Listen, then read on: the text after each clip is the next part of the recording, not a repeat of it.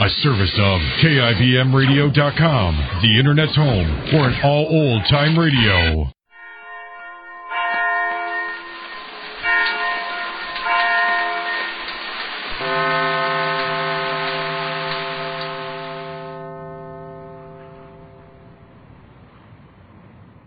And now, Around the World, the Jack Benny program.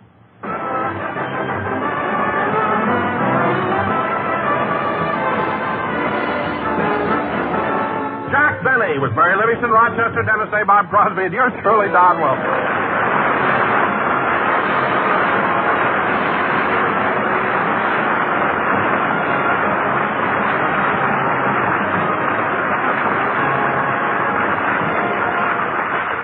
Ladies and gentlemen, it isn't often that our star goes out on a personal appearance tour.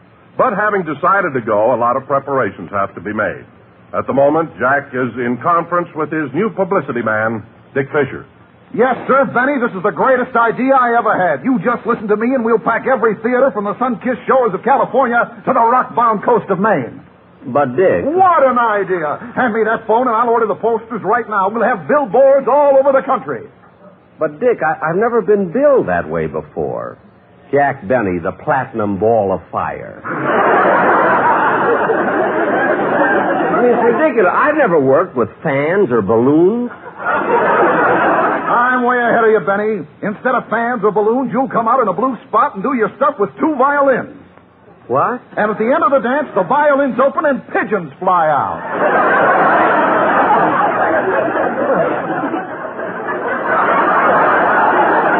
Pigeons? Certainly. You always get the bird. Let's bring our own. Now, Look, Dick, I told you last week when I hired you, I don't want any crazy stuff. All I want... Excuse me, there's someone at the door. What a silly idea. Jack Benny, the platinum ball of fire. Hello, Jack. Oh, hello, Mary. Come on in. Where's Rochester? That's what I'd like to know. Last night he asked me if he could have the evening off, and I haven't seen him since. Well, Jack, maybe he... Dick Fisher. Mary Livingston, long time no see. Mary, you know Dick Fisher? Well, certainly. He was my publicity man when I worked at the May Company. No. Yes, sir. I gave this little girl one of the most extensive publicity campaigns of my career. In 2 short weeks, I raised her from the bargain basement to the stocking counter on the 5th floor. Well. And this, mind you, during the heat of a presidential campaign. All right, calm down. I don't doubt that you're a great publicity man. But you'll have to think up another stunt for me. I'm not going to go for those pigeons. What's that supposed to be? I don't know. Dick's got some idea about my personal appearance tour. He wants me to work with pigeons. I think that's a great idea.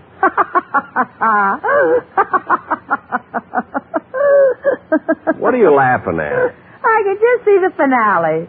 A pigeon swoops down, takes off your toupee, and lays an egg in it. Mary, this is going to be a high-class show, and I've got some wonderful dates lined up, haven't I, Dick? That's right. Now, Dick, I wish we could think of a cute publicity angle for Dallas. Don't worry, Benny. I got just the thing for you. What is it? When we arrive in town, I want you to walk from Dallas to Fort Worth playing your violin and lead 1,000 cows into the slaughterhouse.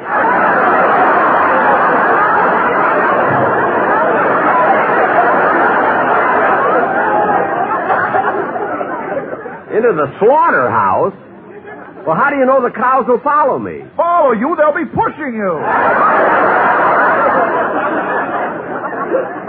Look, they won't be pushing me because I'm not going to play. Answer that, will you, Mary, please? Hello. Mr. Benny's residence. Mary, the upstairs maid talking.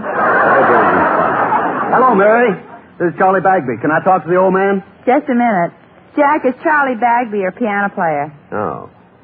Hello, Charlie. Jack, I want to talk to you about the band arrangements on your personal appearance tour. Have you got a minute? Sure, what is it? How do you want us orchestra boys to dress? In blue suits or sport clothes? Well, neither one, Charlie. I want you to wear evening clothes.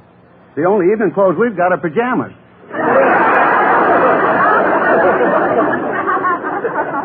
What? And we can't wear those. Half the drawstrings are missing.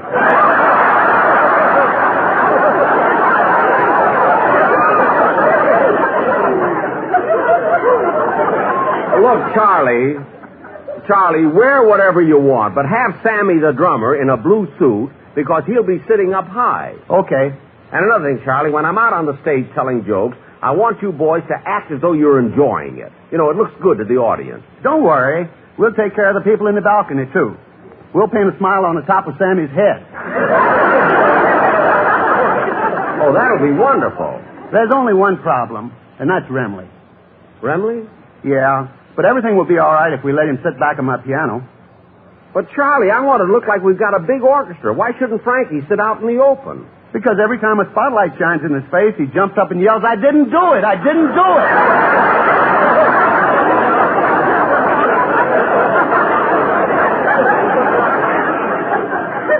Look at Charlie.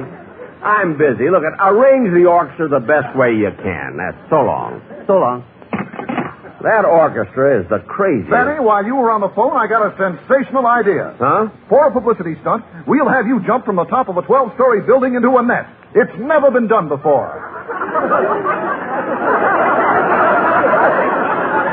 Dick, look, what do you mean it's never been done before? Many people have done stunts like that. Jumping off of a building into a net. A hairnet? I want my publicity simple and dignified. Is there any other idea you got for publicity? Yes, sirree. I've been working on a Lulu for Seattle. You have? You know, that's great fish country, so I made a deal that on the day of your opening, you spend 6 hours in a fish cannery, then you go directly to the theater. Wait a minute. If I go right from the fish cannery to the theater, won't I smell? Yes, but I'm giving you a reason.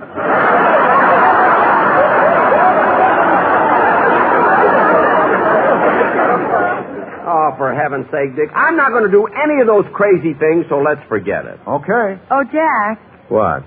when you go out to buy a wardrobe for your stage show, I'd like to go with you. Wardrobe? Certainly. Aren't you going to buy some new suits? Mary, I just bought a new suit. In fact, you were with me. That was in 1936. Gosh, how time flies. But maybe you're right. I should get a new suit. I'll answer the door.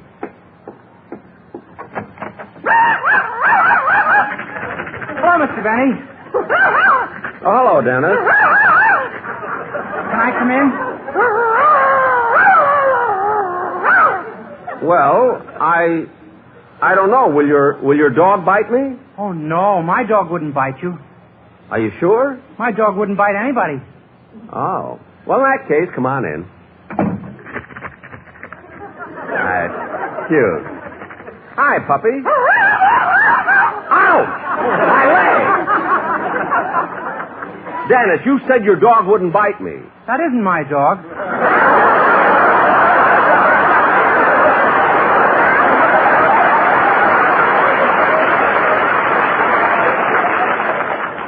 What?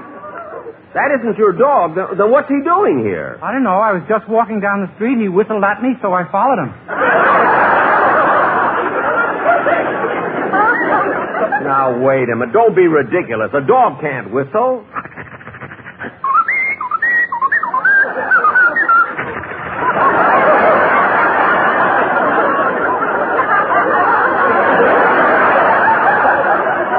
Dennis. That's amazing. That dog whistled young at heart. Yesterday, he bit Sinatra. Gee. You know, Dennis, I just thought of something. I could make a fortune if I could use that dog on my television show. No, this dog will be all right on radio, but you can't use him on television. Why not? He photographs like a man.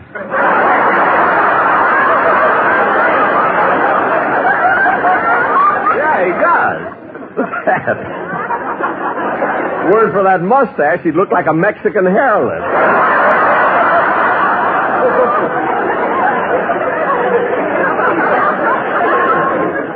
Now, Dennis, I have to go out and buy some new clothes, so if you came over here to rehearse your song, let me hear it. Okay. And when you finish it, I want you to... Wait a minute, kid. Hold it. What's the matter? I just heard the back door open and close. Must be Rochester sneaking in. Oh, Rochester! Yes, boss. Come on in here. I want to talk to you. Yes, sir. Now, Rochester, last night you asked me if you could have the evening off, didn't you? Uh-huh. Now, that was last night. Now, it's 11 o'clock the next morning. Uh-huh. So where have you been? Well, boss, I'm going on my vacation soon, and some friends of mine on Central Avenue gave me a farewell party. Now, wait a minute, Rochester. Every night this week you've been to a farewell party. It's the same one we just adjourned during the daytime.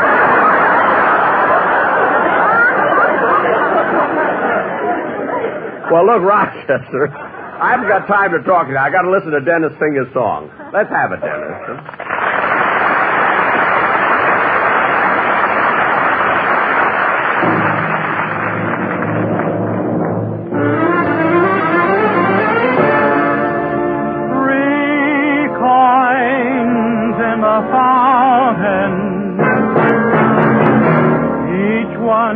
Seeking happiness,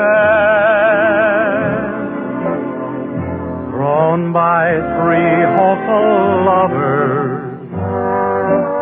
Which one will the fountain bless?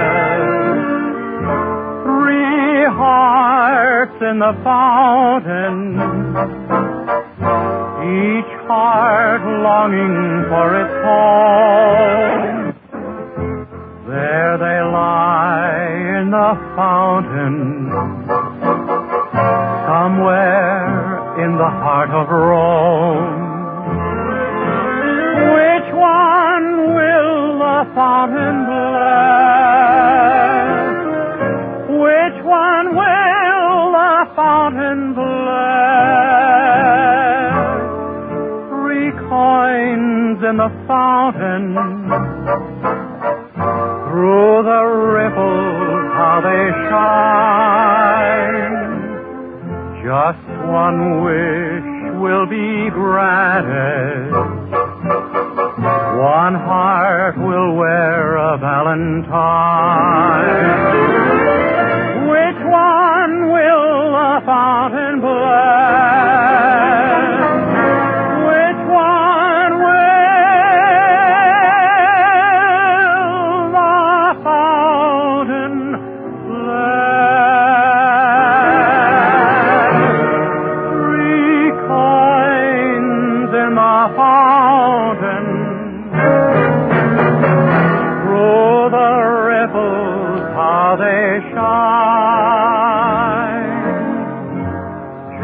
one wish will be granted. One heart will wear a valentine. Make it mine. Make it mine. Make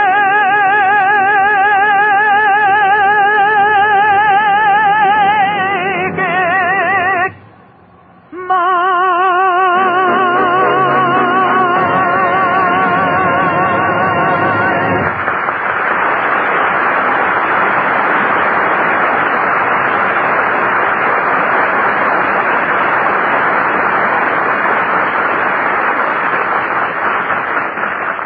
was very good, Dennis. Your voice is in great shape. Oh, I've got to go now. Goodbye. Goodbye.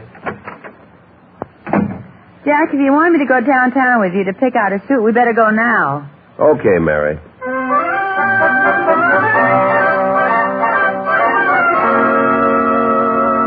Jack, why don't you keep your garage cleaner? Oh, I'll straighten it up someday. Come on, get in the car.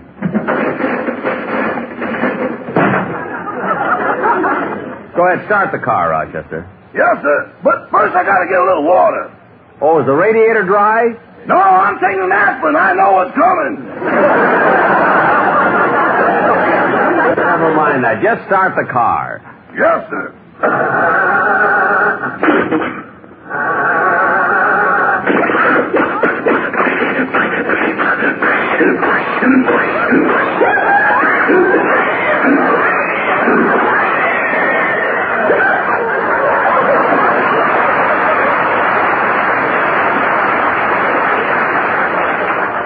Rochester, what's wrong with the motor? It ain't bad for a dog.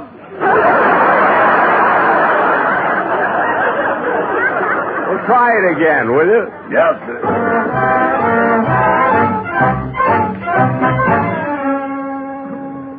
Well, here we are, Mary. There's the store across the street. Rochester, there's a parking space. Where? Between that truck and that convertible. But I can't get into that space. It's too small. Well, put our bumper up against the truck and push it. Oh, boss, calm down. Well, look, Miss Livingston and I'll get out here and you find a parking space. Yes, sir.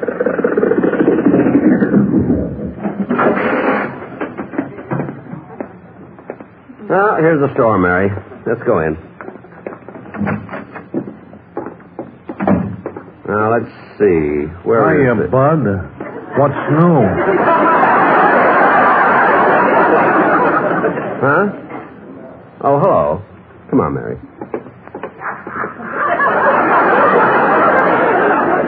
Who is that? That's that racetrack tout I'm always running into. Well, let's see. I wonder where... Oh, good afternoon. May I help you, sir? Yes. I'd like to buy a new suit.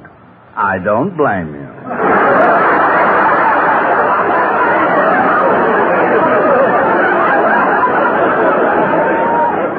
What? I'm Mr. Kearns, and I'll be glad to show you our new line. Good. But first, tell me, what is the price range here? Well, our suits start at $20 and go up to $150. Well, I wouldn't want to wear anything as cheap as $20, and yet I wouldn't want to go way up to $150, you know. I understand. I like something in the middle, you know, say about $30.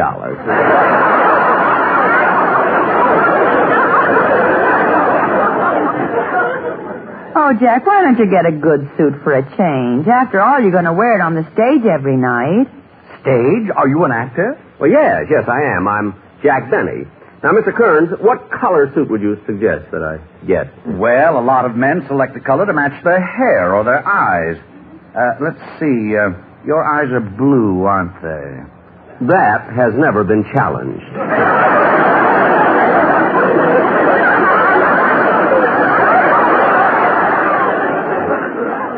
Oh, Jack. What is it, Mary? Here's a very pretty suit. It's gabardine. Oh, say, that looks good. I like gabardine. I'm sure that suit would look very nice on you, Mr. Benny. Yes, but it's $45. There's a whistle in the pocket.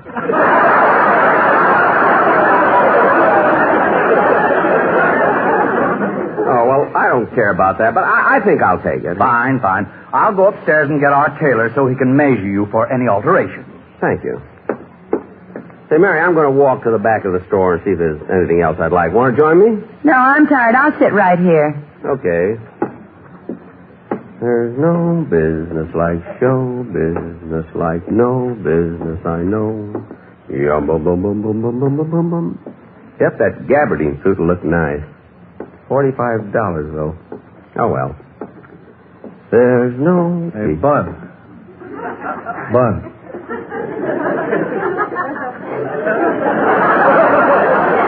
Huh? Come here a minute.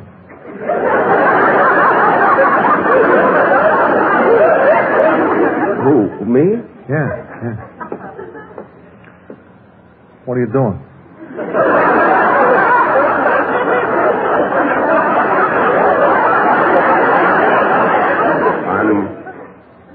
I'm buying a suit. What kind? Gabardine.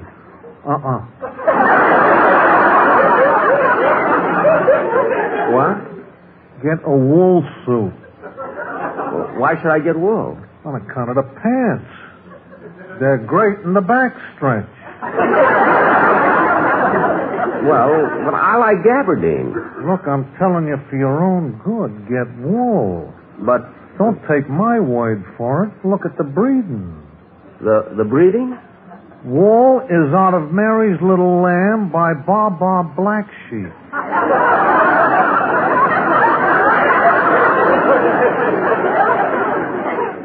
Well, look, I'm going to buy a gabardine suit, and that settles it. Well, okay, it's your dough.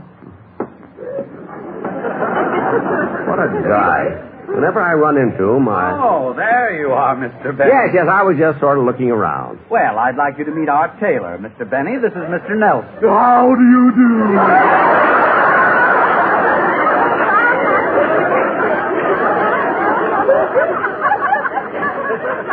How do you do?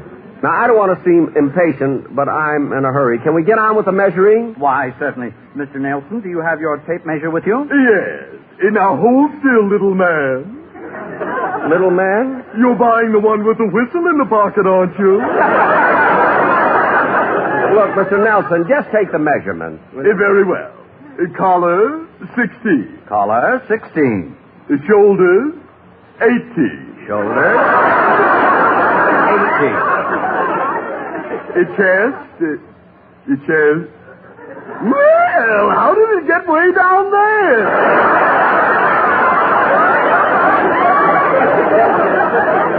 Never mind that. Your right sleeve, 34. Right sleeve, 34. Left sleeve, 21.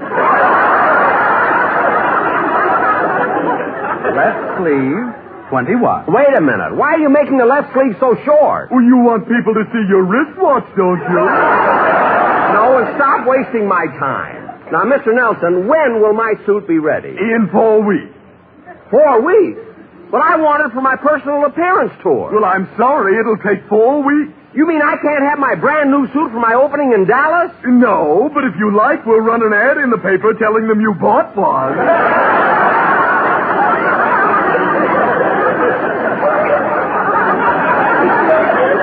You mean you're going to run an ad telling everybody I bought a new suit? Well, when you bought that one you're wearing, it pushed Lindbergh right off the front page. Well, I've had enough of this. I'm not going to buy the suit at all. But, Jack, what are you going to do about your personal appearance in Dallas? I'll show you. Let me use that phone. Takes this. Hello, Dick. Buy some corn. We're going to use those pigeons after all.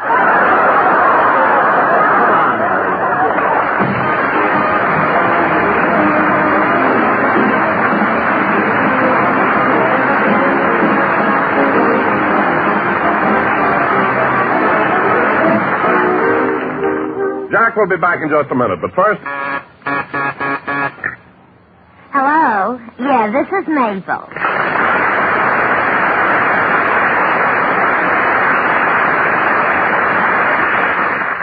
Oh, hello, Gertrude. How are you? I can't talk too long. Mr. Benny will be leaving in a couple of minutes. Yeah, he's still driving the Maxwell. How old is it? I don't know exactly, Gertrude, but it's getting awful thin on top. I got another letter from Sylvester from overseas. Yeah, he's studying bookkeeping with Usafi on an extension course from Texas Tech. Yeah, I know he's overseas. He sends his lessons to the college and they correct them. So if he decides to go there someday, he gets credit for the bookkeeping course he's taken now. No, Texas Tech ain't the only college that has Usafi extension courses. Colleges all over the U.S. teach all kinds of subjects. Huh? Your boyfriend Clarence in the Navy wants to take a course in husbandry? Oh, so you could get married? Look, Gertrude, husbandry ain't what he thinks. That's where you learn to take care of cows. On second thought, maybe Clarence knows what he wants at that.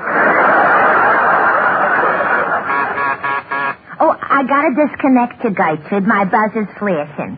I'll let you know when I hear from Sylvester again. Yeah. Don't take any wooden nickels. Bye.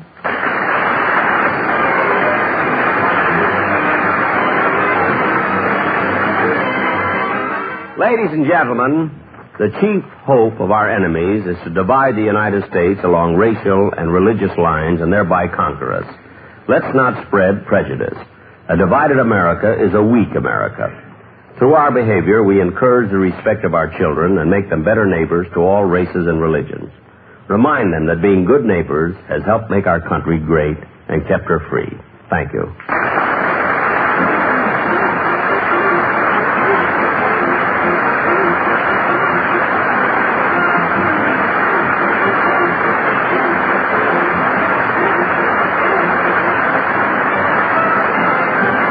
The Jack Benny program is written by Sam Perrin, Milt Josephsberg, George Balzer, and John Tackaberry, and produced and transcribed by Hilliard Marks. As usual, Jack Benny and all the gang will be back next week at this same time. See you then. Good night.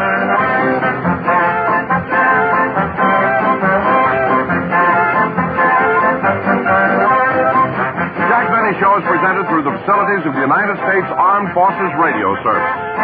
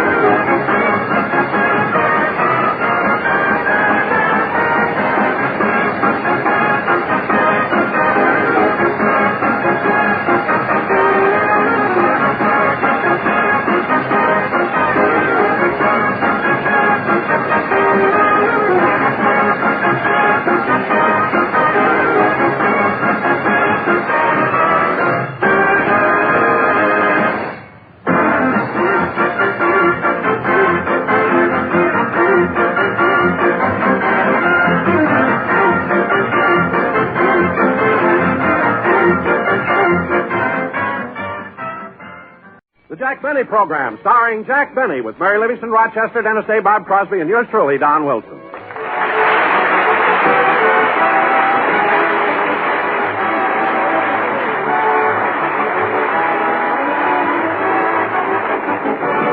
Ladies and gentlemen, Jack Benny is leaving tonight to start a personal appearance tour in Dallas, Texas. So let's go out to Jack's home in Beverly Hills, where Jack, with the help of Rochester, is preparing for the trip. Have you got everything packed, Rochester? I think so, Mr. Benny. Plenty of shirts, socks, and underwear? Uh-huh. And you know, it gets kind of hot in Texas this time of year, so I hope you pack my white formal dinner jacket. Well, you can't take that white jacket. It's got blood on it. Blood? Yeah, it hasn't been cleaned since you played at the opening of that meat market. That's right, I did play my violin there. What are you laughing at? That was the first time I ever saw pig's feet walk out by themselves. Oh, stop being so smart and finish my packing. Yes, sir. By the way, Rochester, there's the door. I'll get it. Hello, Jack. Oh, hello, Mary. Come on in. Okay. I'll leave the door open. Everybody will be dropping in to say goodbye. Say, Jack, the reason I came over a little early is that I wanted to ask you to do me a favor. Certainly. What is it? Well, you know, Dallas has one of the finest department stores in the country, Neiman Marcus. Uh-huh. And I'd like you to go over there for me. I'll be glad to. What do you want me to buy for you? Nothing. Just see if they have an opening in the stocking department. Wait a minute. You mean you can't get your old summer job back at the May Company? Yes, Jack, but I thought if I worked down in Dallas, I might meet one of those oil millionaires and marry him. Now, wait a minute, Mary. If you'd become some guy's wife just because he has money, why don't you marry me? Jack, I don't want to just look at it. I want to spend it.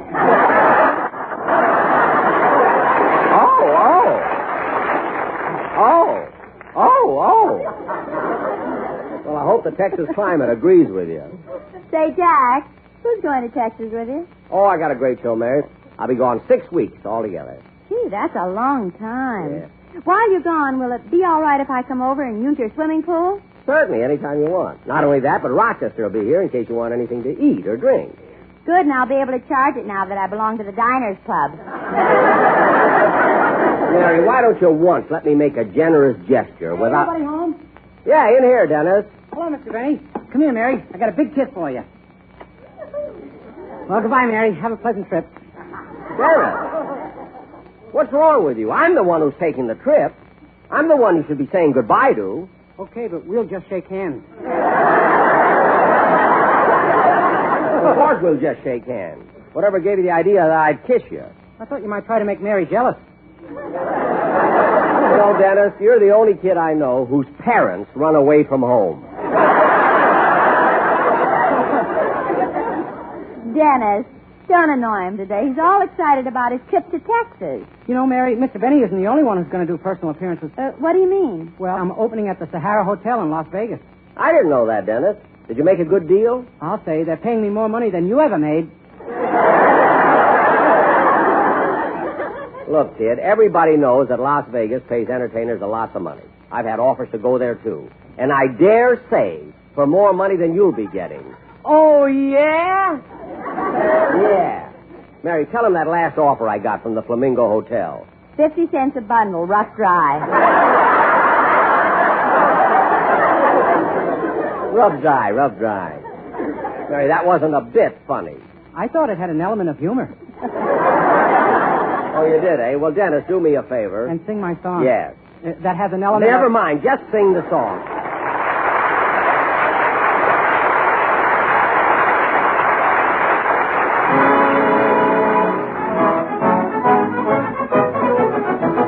An Irishman will steal your heart away. He'll bedevil you and beguile you with his hullabaloo ballet.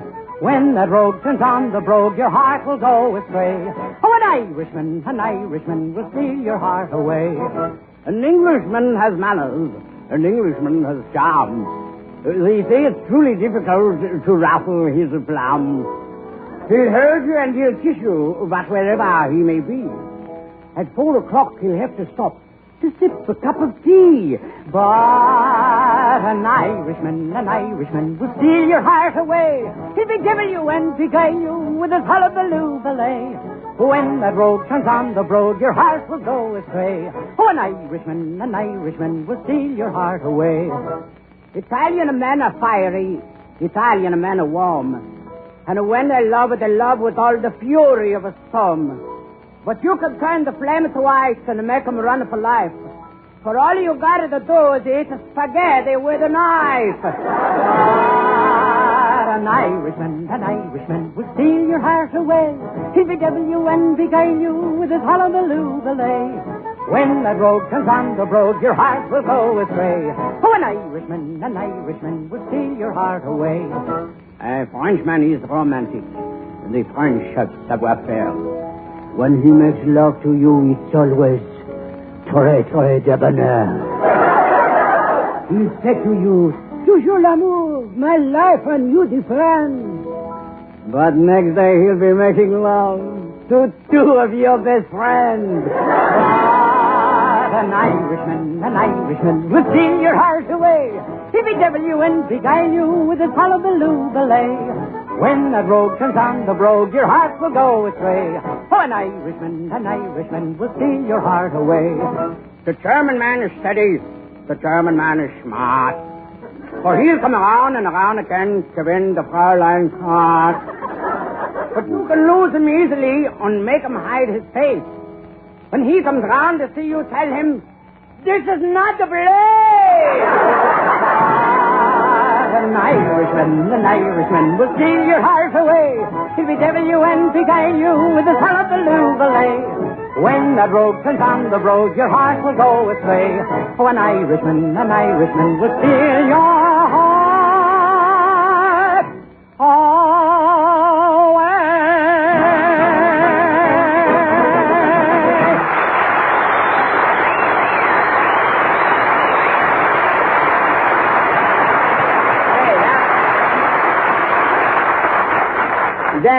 Dennis, I don't know, you drive me nuts when you speak, but when you sing, you not only have a nice voice, but you do such clever things with lyrics. You're just wasting your time with those compliments. We're still just going to shake hands.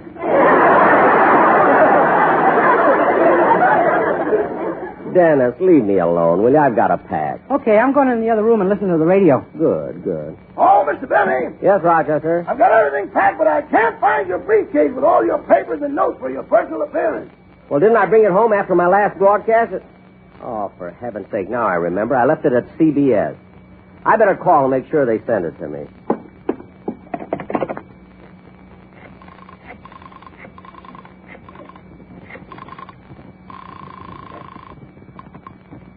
Hello, CBS, the Star's address. What? Well, I'll see if I can get it. Hold on, please.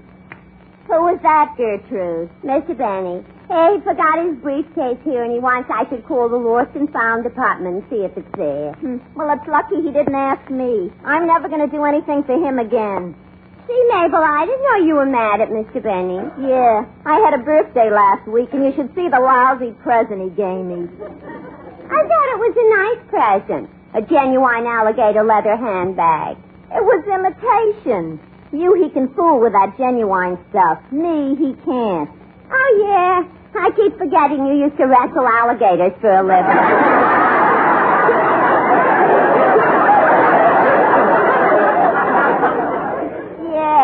remember how I drove the panel nuts on What's My Line?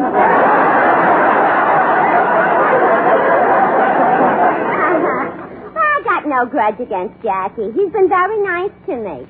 In fact, last Friday he called me and invited me to a masquerade party on Saturday. Did you go with him? Yeah, I went to Charlie Chaplin. I put on baggy pants and a jersey and painted a mustache on me. You painted a mustache? Yeah. It's a shame he didn't let you know a little sooner. You could have grown one.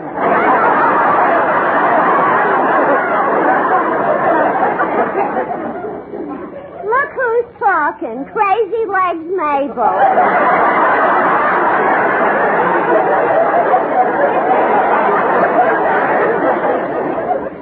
Gertrude, I can't understand you. Why should you waste your time on a man like Jack Benny? Because he can do me good. He has a lot of influence in Hollywood. After all, it was him who got me the part in that movie. Some part. An octopus in the sea around us. You're just jealous because he happens... Hello? Gertrude, what's taking so long? I'm sorry, Mr. Benny, but I keep getting a busy signal with the Lost and Found department. Well, Gertrude, keep trying. When you get him, please ring me back. Yes, sir. Did you get it, Jack? No, the Lost and Found department line was busy. Well, why didn't you stay on the line with Gertrude till you got the number? Look, Mary, I don't want to bother her needlessly. She's got enough work. You know, she's only got 2 arms, you know. That's funny. I saw her in a picture and she had 8. That was just makeup. She was the same makeup man, you know, that Lon Chaney had. Hello, is anybody home? Why, Mr. Kitzel.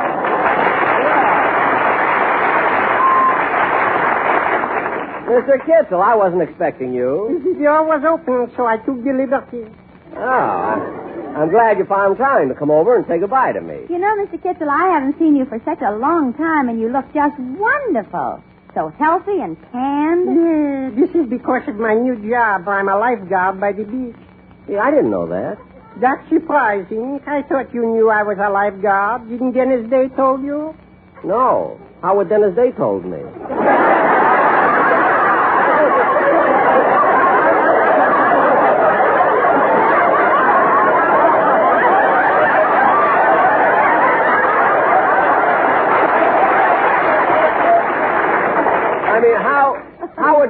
How would Dennis Day know that you're a lifeguard? Well, last Saturday, he came down with his mother, and they went in the water, and he started to drown. And I rescued him just when he was going down for the 16th time. Dennis went down 16 times? Yeah.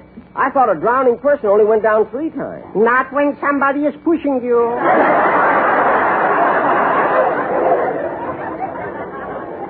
You mean his mother? Uh-huh, with the help of 2 total strangers. Well, that figures. Well, I got to be running along. I got to see my cousin who just arrived in town from the east. Your cousin? Yeah, haven't you heard? Fine gold is here.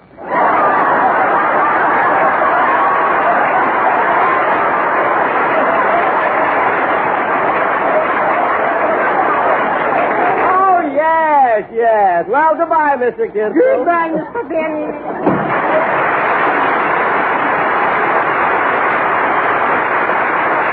Gosh, it was nice of Mr. Kitzel to come over and say goodbye to me. Now, Mary, such a... Oh, my goodness, Mary, look what time it is.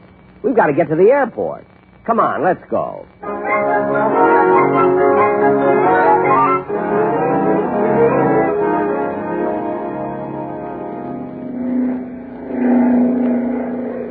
You know, Jack, Los Angeles Airport is one of the busiest in the world. It sure is. Gosh, it's packed. Come on, let's go in. What about your baggage, Mr. Benny? Rochester is checking it through. Come on. Yes. Flight number 17 now loading at gate 5 for Anaheim, Azusa, and Cucamonga. Gee, I should have brought a book along to read on the plane. Well, they have books right here at the newsstand. I'll go over and get you a copy of The Cane Mutiny. The Cane Mutiny? Yeah, that turned out to be such a great picture that they wrote a book about it. That's right, Dennis. They wrote the book after the picture, yes. Attention, please. Attention. Will the pilot of that helicopter please turn over? You're upside down and you're cutting the grass.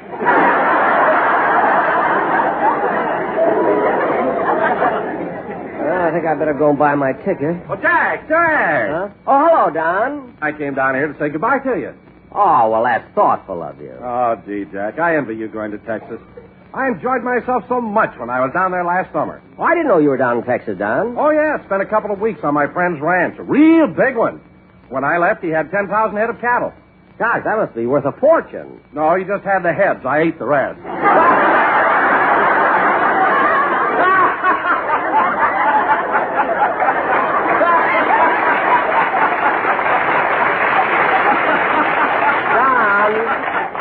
Don.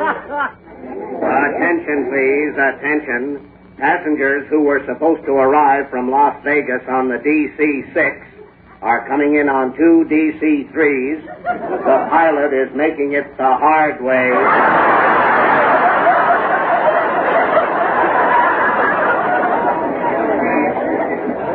Now, excuse me, Don. I better go get my ticket. Okay, take your time, Jack.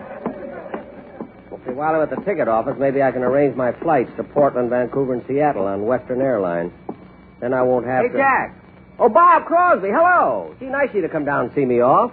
Well, to tell you the truth, I didn't know you were leaving. I just came down to see Sammy the drummer off. Sammy the drummer? Yeah, he's going to Mayo Clinic. Why? What's the matter with Sammy? Oh, nothing. They're just conducting experiments. They're trying to grow hair on his head. Gosh, I didn't know that. Why, certainly, Jack. Sammy goes there every summer in the interest of science. Now, last year, they tried about 20 hair tonics and oils and mixtures on Sammy's head, and one of them did stimulate a little growth. Gee, which one was that? Vigoro.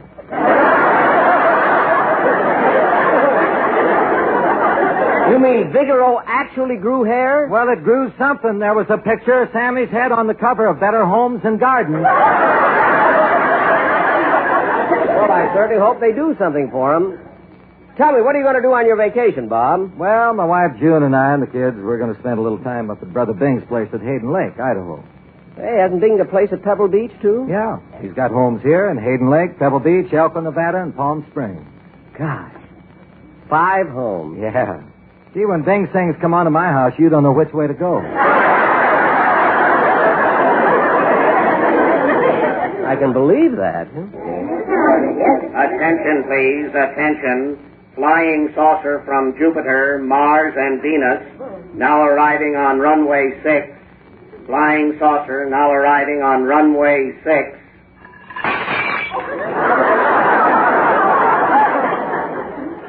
Clumsy pilot.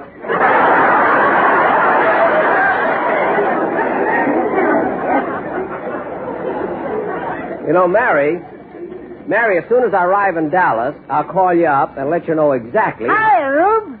Huh? Oh, hello. Well, are you going away? No, I'm waiting for my wife. She's coming in from San Diego. Well, nice to see. How are things on your farm in Calabasas? Oh, pretty good. Bought some milking machines last week, but I'm afraid I'll have to get rid of them. Why? My cows like the personal touch.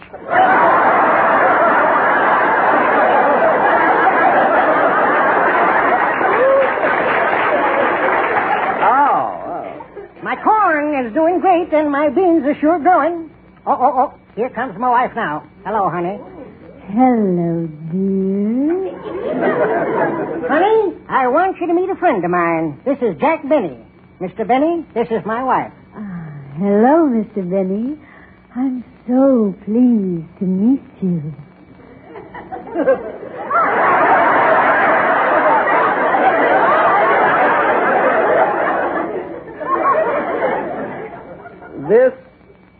This is your wife? Yep. Ain't as big a hick as you thought I was. No, I guess not.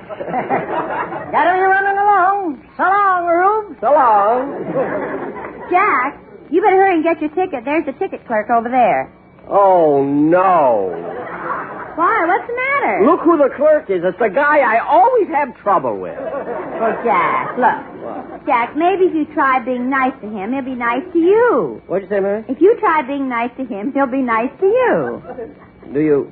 Gee, I don't know. You really think so? Well, sure. Go ahead. Be nice to him. Okay. Oh, clerk? Clerk? Yeah!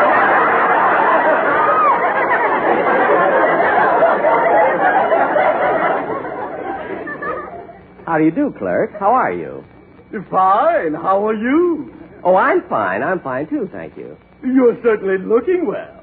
As a matter of fact, I've never seen you look better. Oh, well, thank you. Lovely weather today, isn't it? Yes. It seems that lately we've been very fortunate with our weather. That's right. By the way, clerk, I'd like to fly to Dallas. So would I, now that you're here.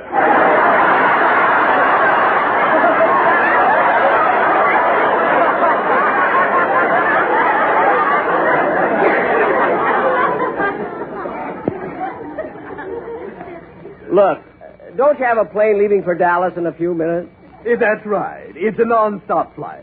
We also have one that makes a few stops between here and Dallas and is quite a bit cheaper. Oh, really? How many stops does that plane make? 982. 980? What kind of a plane is that? It's a DC pogo stick. Now cut that out. Look, I want to take the next plane to Dallas. Well, let's see if there are any openings. Oh, yes, there's a room on a plane leaving in 3 minutes. It's flight 55. Here's your ticket. Thank you. Well, look, as long as I'm here, I might as well buy my ticket now for Portland. Very well. I can get you on flight 63, which makes one stop at Reno. Well, that sounds all right. How long does the plane stop at Reno? It's 6 weeks.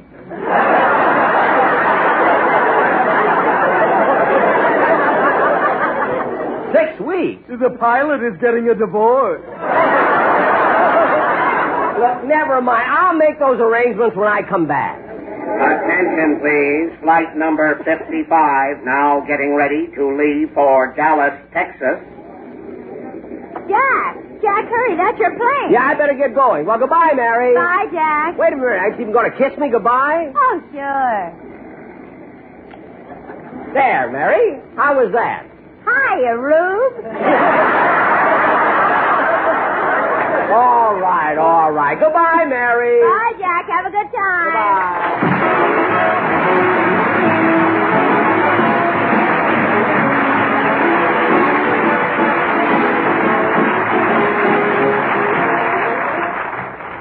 Ladies and gentlemen, it's a great day for a couple getting married today. They've got a great future in a growing America. 4,000 brides put on the ring every single day in America. They'll be setting up 4,000 new homes. This creates opportunities for all. Send for a free booklet, Your Great Future in a Growing America. Drop a card to Box 1776, Grand Central Station, New York 17, New York. Thank you.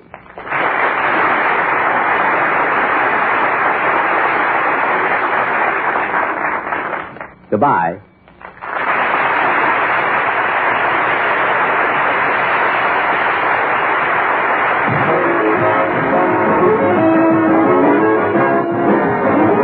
Program is written by Sam Perrin, Milt Josephsberg, George Balzer, John Tackerberry, Al Gordon, Hal Goldman, and produced and transcribed by Hilliard Marks.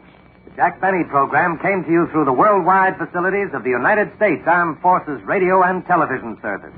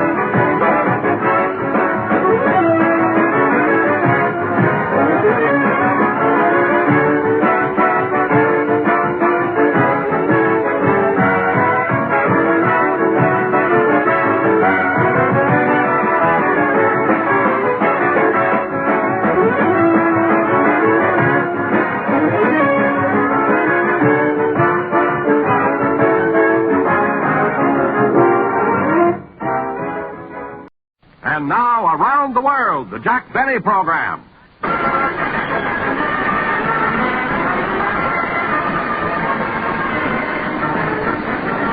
Jack Benny with very little Livingston, Rochester, Dennis A. Bob Crosby, and yours truly, Don Wilson.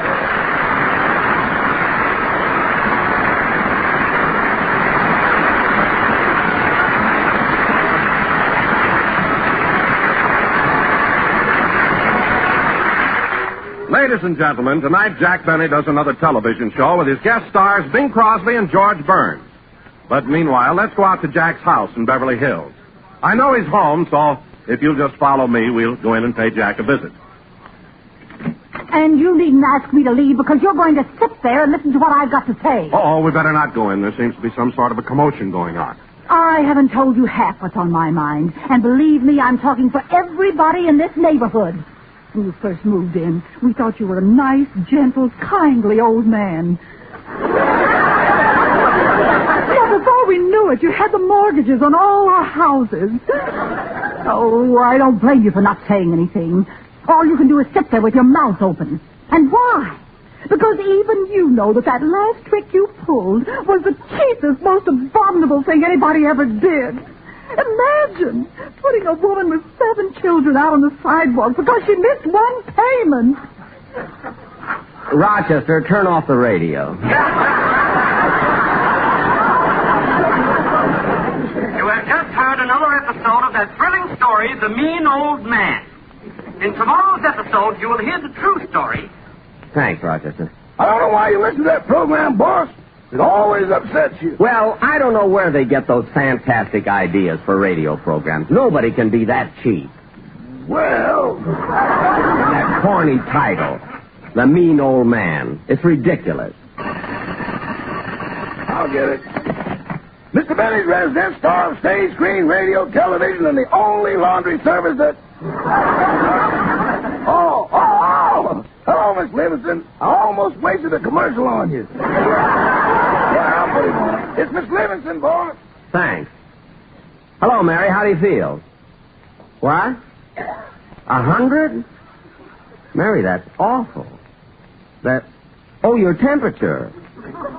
I thought you meant the doctor bill. Anyway, I'm glad you're feeling better. And Mary, what? Oh, you're welcome. I'm glad you enjoyed it. I'll call you tomorrow. Goodbye. What'd she thank you for, boss? Well, everybody's been sending her flowers and fruit and candy, and so I thought I'd be a little different. What did you send her? A bowl of chili. Anyway, it looks like Miss Livingston will be back on the program next week. I'll get it. Da-da-dee-da-dum, da-dum, da-dee, da-dum, da-dee-da-da-dum.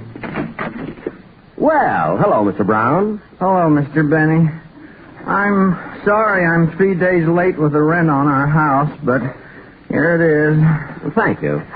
Oh, by the way, Mr. Benny, our hot water heater is leaking. You think maybe you could have it fixed? Well, plumbing costs are awfully high now. I guess they are. But it's been months since you promised to paint the living room. Well, I fixed the hole in the roof myself. Good. Well, I guess I'll be running along. Goodbye, Mr. Benny. Oh, by the way, Mr. Brown, how's your wife? What's she doing now? Oh, haven't you heard? She writes that radio program, The Mean Old Man.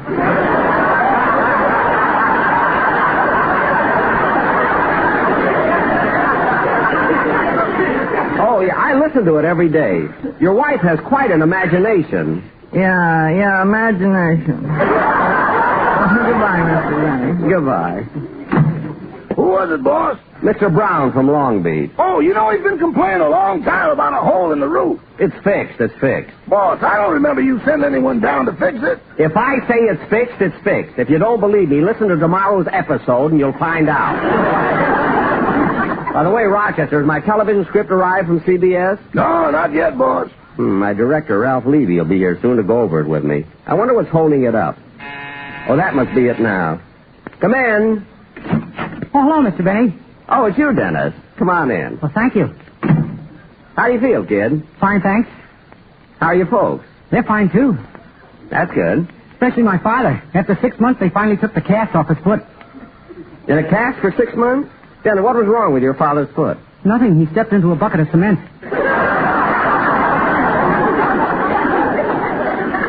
Look, Dennis, kid. I can understand your father stepping in a bucket of cement. I can almost understand him standing there letting the cement dry. But why would he keep it on his foot for 6 months? My mother made him. What? When he stayed out late at night, he couldn't tiptoe into the house. That's the most ridiculous thing I ever heard of. Imagine your mother making him keep his foot in a bucket for 6 months. 2 weeks ago, it came in handy. How? Well, they were invited to a masquerade, and Papa went as a potted palm. Look, kid, do me a favor, will you? What? As long as you got your mouth open, sing, don't talk. Okay. Thank you.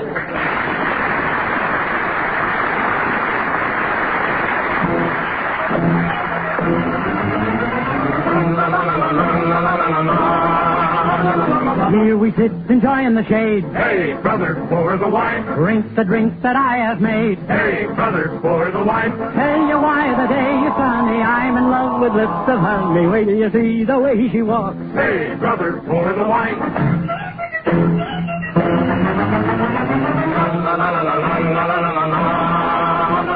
She is coming here to stay. Hey, brother, pour the wine. I have waited for this day. Hey, brother, pour the wine. She writes of love in every letter. Others have tried, but I will get her. Wait till you see the way she walks. Hey, brother, pour the wine. What is life? What is spring? What are all the stars that shine? Love, my friend, is everything, and love will soon be mine. Pour it as quickly as you can. Hey, brother, pour the wine. Pour it quickly once again. Hey, brother, pour the wine. She's here at last, my one and only. Goodbye, friend. Don't be lonely. Wait till you see the way she walks. Hey, brother, pour the wine.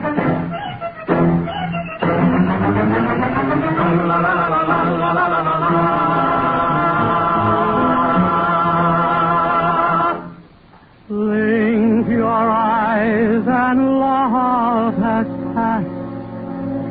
Hey, brother, pour the wine. Hers was never meant to last. Hey, brother, pour the wine. She introduced me to another. No, my friend, she's not her brother. I will miss the way she walks. Hey, brother, pour the wine. Pour it as quickly as you can. Hey, brother, pour the wine. Pour it quickly once again. Hey, brother, pour the wine. Pour the wine. Pour the wine. Hey, brother, pour the wine.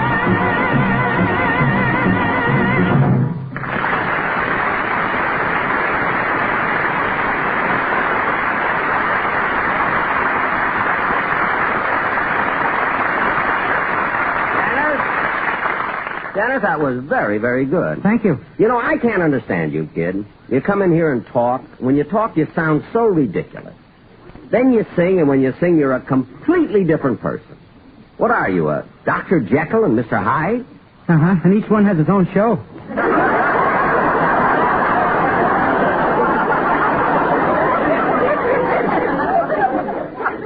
What? The doctor's on another network. Oh, yes. Well, so long, Mr. Benny. Goodbye, kid. Oh, say, Mr. Benny. What now? Can I have your permission to do a guest spot tomorrow on a dramatic program? Dramatic program? What's the name of it? The Mean Old Man. They've got a wonderful part for me where I fix a hole in the roof. Well, do it. Goodbye. Oh, Rochester, are you sure my television script hasn't arrived? Not yet. Well, I'm going to call CBS and see what's holding it up.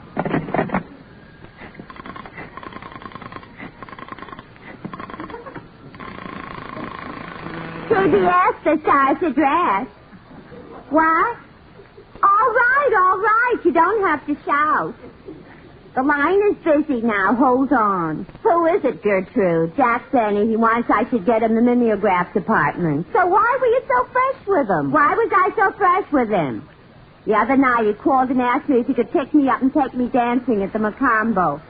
And then he got mad because when he called for me, I was wearing my overalls. Well, I don't blame him for being mad. Why would you wear overalls to the Macombo? Who gets to the Macombo? I always wind up fixing his car.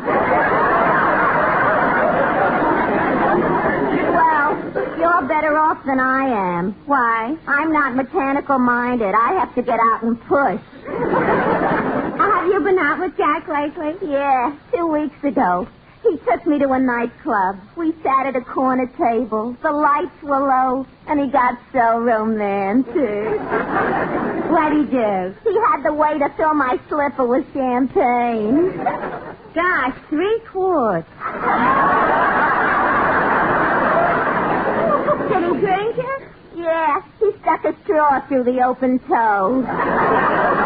Gee, you must have had the happiest feet in town.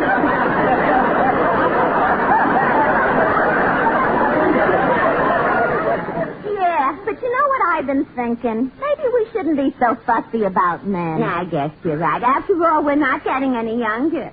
Speak for yourself, John. I'm only 23. 23? Then how did you get that medal for sticking to your switchboard during the San Francisco fire? It wasn't me. Why should I lie? You were there. Yes, I'm sorry, Mr. Benny. The line is still busy. Your television script? Yeah, I'll tell them. Goodbye. That mimeograph department drives me nuts. That script should have been here hours. Oh, maybe that's it. Come in. Oh, hello, Don. Hello, Jack. Don, what's the matter? Oh, nothing. Now, Don, don't try to kid me. There's something bothering you. What is it? Oh, it's the sportsman quartet. They're mad at me. The 4 of them? Yeah, they're outside, and they won't come in because I'm here. Well, that's ridiculous. Come on in, fellas. Hello, boys. Hello, boys. See, they won't talk to me. Well, this is the silliest thing I've ever heard. Don, why are they mad at you? They found out that you pay me more money than you pay them. Well, that's a fine thing to be mad about. Now, wait a minute, Jack. I think they've got a point there. Well, Don, if you feel that strongly about it, there should be an adjustment. How much am I paying the quartet now? $100 a week. Oh. Well, Don, if it'll make you feel better, starting next week, I'll cut you down to the same. Okay? Thanks, Jack. That solves the whole thing. Now there won't be any more trouble. It's amazing that I didn't think of that myself. Well, Don, now that it's all settled, what's this song the boys have? Oh, Jack, the sportsmen can't wait any longer now. They're appearing at the Statler Hotel here in Los Angeles, and they have to get over there and rehearse some new numbers. Oh. So long, Jack. Goodbye, Don. I don't want no ricochet romance. I don't want no ricochet love. Well, I saved a little money by cutting down salary, but I lost a little, too. After all, I'm his agent. Let's see. Oh, Rochester, I'd like you to take the car and pick up my suit at the cleaners. But, boss, we haven't had the Maxwell all week. We haven't? No, don't you remember? You told me that any time the movie studios wanted to rent it, I should let them have it. Oh, so you rented it. What picture is it going to be in? Ben-Hur. What? It comes in second in a chariot race. Second, eh? Gosh, I hope they don't whip it too hard. Well, you have to take the... Rochester, someone's at the door. I'll get it. Okay. See, that Ben-Hur is a great story. I remember the first time they made the picture. They begged me to be in it. Who wanted to be Francis X. Bushman's father? He had so few lines. Rochester, who's there? It's your TV director, Mr. Ralph Levy. Oh, come in, Ralph. Come on in. How are you, Jack? Fine. Here, have a seat, Ralph. See, there seems to be a delay in Mimeo with the TV script, but they should be delivering it any minute now. Jack. And as soon as it gets here, we can put in what few minor little changes you might have in no time at all. Yeah, Jack. Because, Ralph, this is one script that I have complete confidence in. I worked on it from the start. It's got just the feel, the flavor that I want. Jack, the script isn't being mimeographed. What? That's right, Jack. I read it this morning, and I just couldn't let it go through. What do you mean you couldn't let it go through? Well, Jack, in my opinion, this script is nothing. To start with, the situation is weak, and it goes no place. There's no action, no movement. It's a completely static thing. And what humor there is old hack and corny. In fact, I can't remember when I've read anything that's so obviously amateurish. Well... And And that's not only my opinion, it's also the opinion of my assistant Dick Fisher, of my entire technical staff, of the head of BBD&O, and of the chief of CBS Network Television. Oh, yeah? Well, I showed it to my butcher at Safeway this morning, and he was nuts about it. Your butcher? Well, what does he know about comedy? Plenty. He directed The Horn Blows at Midnight.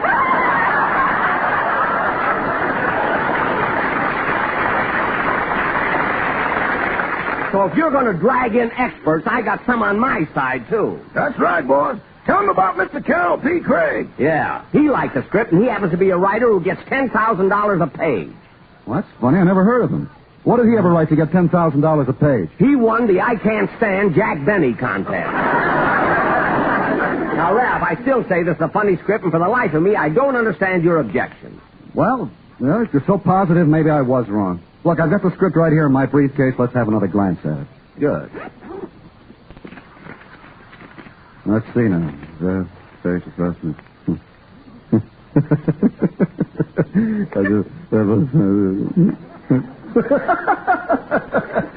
Say, this is pretty funny stuff. I told you, Ralph, this is a funny script.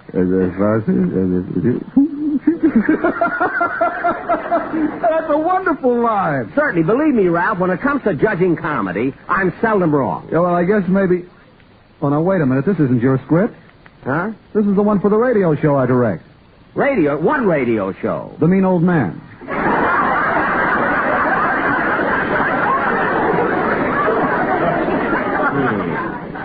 I must remember to tell that writer to fix the hole in her roof.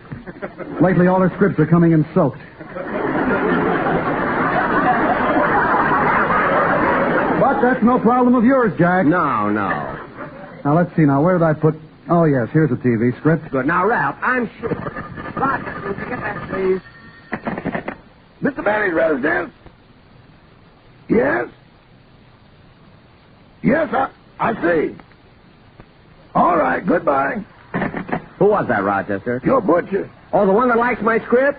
He's fallen over and changed his mind. I don't know why I even go to him. There must be dozens of butchers around town who've directed me in pictures.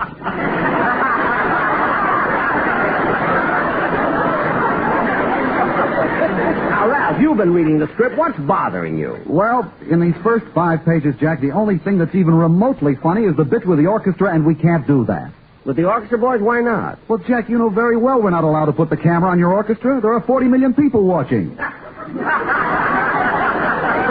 it's all right to show the boys on television. I got a clearance from the Musicians Union. I don't care. You're on at night, and some of those 40 million people will be eating.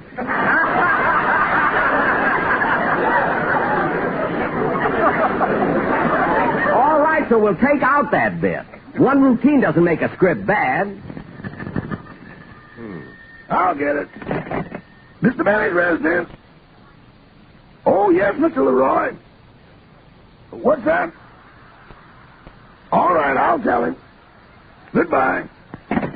Rochester, was that Mervyn Leroy, the director? Yeah, he called to say he doesn't like your television script. Doesn't like it, but I never even sent him a copy. Well, he said he got it by accident. Accident? Yeah, this morning he was at the Safeway and bought a pound of halibut and your script was wrapped around it.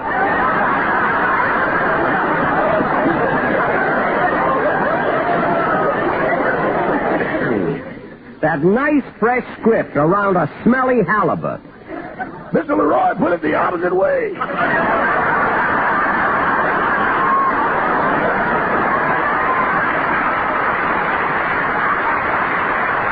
I don't care how he put it. I still think it's a good script. Well, now, don't misunderstand me, Jack. There are some good things in it. But unfortunately, the whole idea is wrong. The whole script is based on your being cheap. But, Ralph, with the character I portray, people expect me to do cheap things. I know, and that's fine for radio. But in television, the audience sees you standing there. You have to be a little true to life, or nobody will believe it. Well... Now, look. Here you have a show starting with 2 strangers knocking on the door of your big Beverly Hills mansion to ask directions. And you invite them in for lunch and then charge them for that. Which is practically making a restaurant out of your home. Then you show them around the grounds, and when the man accidentally falls in the pool, you charge him $0.25 for swimming.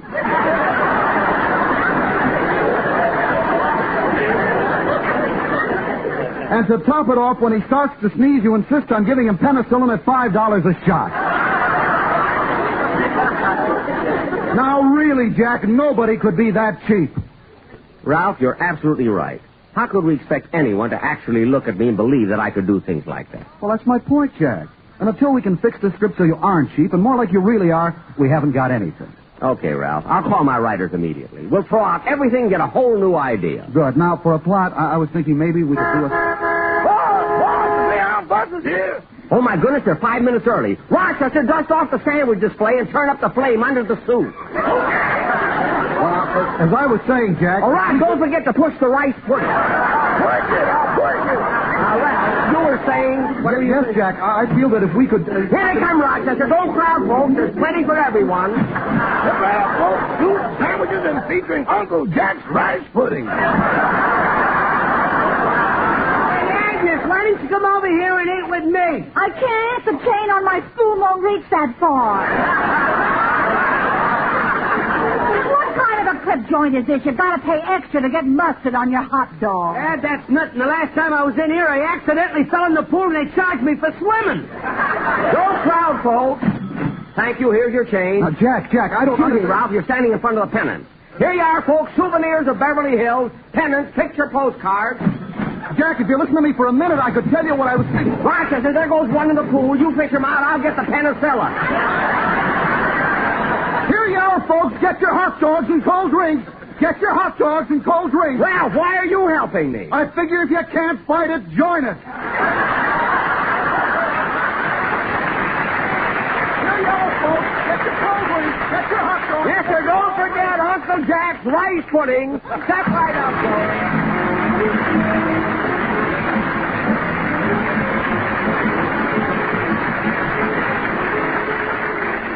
Somebody once said, tomorrow is the today we talked about yesterday, which is another way of saying, don't put off until tomorrow what you can do today. And one of the smartest things you can do today is enroll for a USAFI course. USAFI offers more than 340 courses to choose from, and several ways to study them. So it will pay you to start planning for your future now. If you expect to leave the service soon, don't let that worry you. Provisions have been made for service personnel who are discharged while they're taking a USAFI course. If you're studying a correspondence course, you're allowed 9 months from the day of your discharge to complete your USAFI studies, providing you submitted at least one lesson while you were in the service. If you're taking a self-teaching course, you're also given 9 months to complete it after your discharge. And if you're taking a course through a college or university, USAFI allows you a full year after discharge to complete the course. So whether you're a 30-year man or not, take advantage of a good deal and enroll with USAFI now. See your unit I&E officer or write USAFI, Madison 3, Wisconsin. For a uniform education, study with USAFI.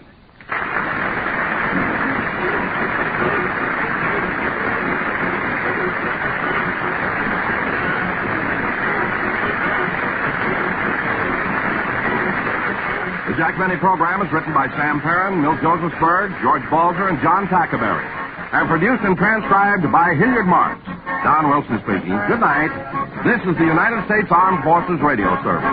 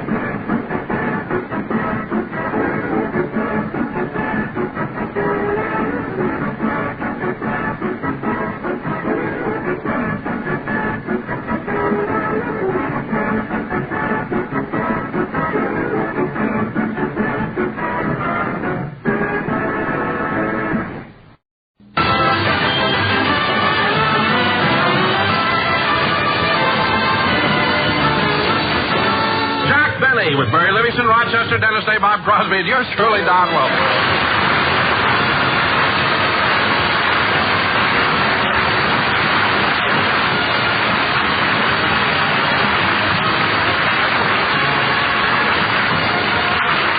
Ladies and gentlemen, let's go back to Saturday noon. The cast of the Jack Benny Show has just completed rehearsal and are now walking to the corner drugstore for a light lunch. Now, Jack, I thought the rehearsal went well. Yes, Bob, it sounds like a real funny show. Yeah, funny. And remember, fellas, next week's rehearsal has been changed to Friday. Oh, gee, that's too bad. What's the matter, Bob? Well, I made an appointment to go up to Pebble Beach and play golf with my brother Bing. Bing who? Bing Crosby. Name dropper. Dennis, please. Bob, you can miss rehearsal. All right, kid, let's wait for the light to change before we cross the street. I'm going to cross. Hey, Don, the light's against you. Oh, I don't care. But, Don, here comes a big truck. He'll just have to take his chances like everybody else.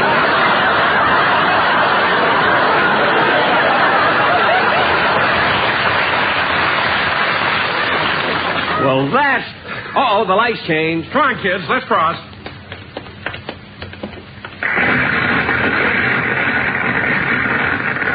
Oh, for heaven's sake. Don, if I told you once, I told you 100 times. Stop stepping on those MGs.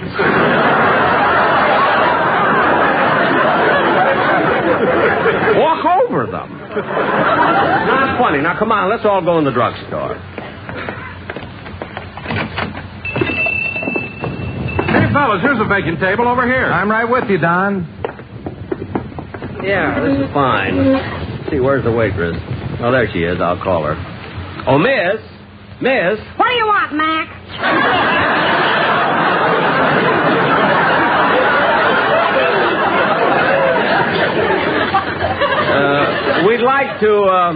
We'd like to order. Can we have some menus? We ain't got no menus. Now, how do we know what you're serving? It's painted on the window outside. You mean before I can order something to eat, I have to walk all the way outside? Yeah, and if you're smart, you'll keep walking.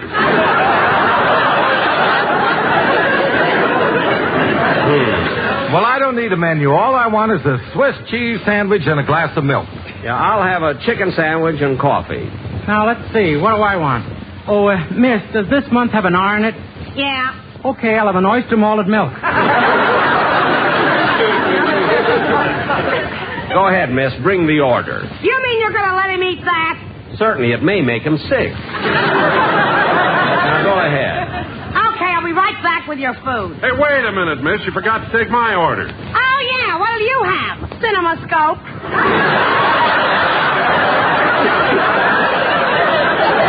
Now, wait a minute, miss. Why is it every time I come in here, you make remarks about my being fat? Because you are fat. Well, you can forget it once in a while. Imagine you've seen fatter people than me. Yeah, but I had to buy a ticket.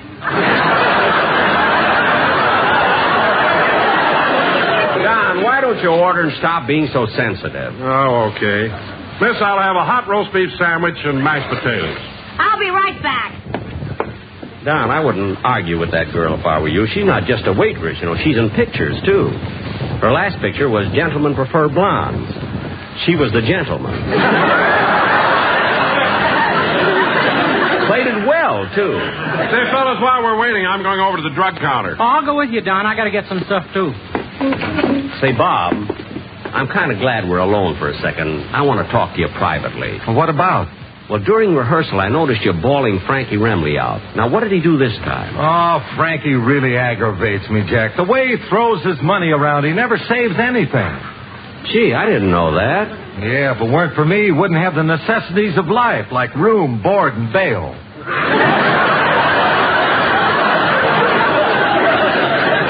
Oh, that's a shame. Well, hasn't Frankie put anything aside for a rainy day? Not a dime.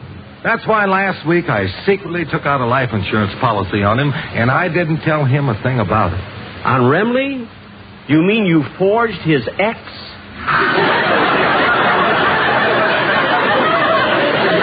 I mean, is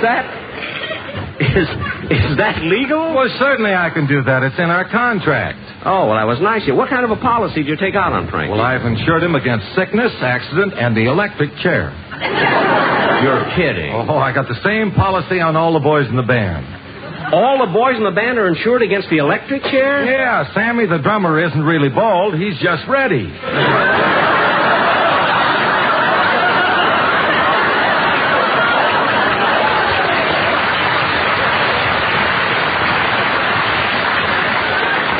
Well, what do you know? Gee, I wonder if I could get a policy for my writers. Oh, well. Oh, Don, did you get what you wanted? Yeah, Jack. Hey, you're just in time. Here comes the girl with the food. Here's your grub, boys. Oh, waitress. Yeah? Shouldn't there be some gravy on these mashed potatoes? There was, but after 3 days, it soaks in.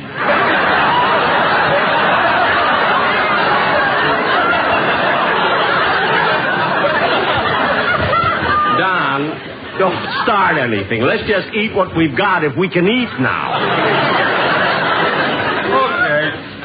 Say, I'd like a little music while we're having lunch. Miss, if I gave you a dime, would you put it in the jukebox? If you gave me a dime, I'd do a floor show myself.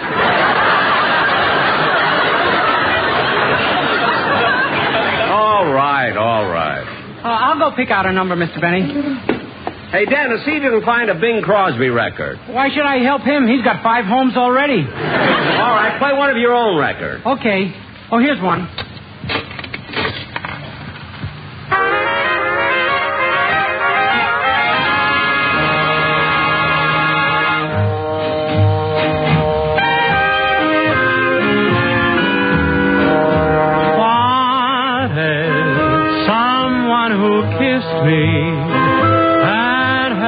Closely, then stole my heart. Wanted someone I trusted, who gave no warning we'd ever part. She was last seen hiding out in someone's arms. He knew nothing of the danger in her charms. A jury may find her guilty, but I'd forgive her if I could see a signed confession that she's repented and really wanted no one but me. Yes, I'd forgive her if I could see a signed confession that she's repented and really wanted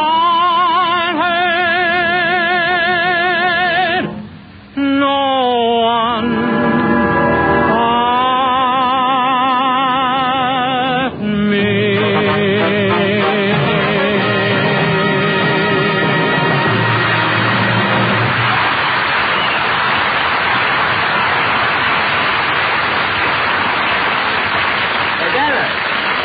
Dennis, that's a real good record. Thank you.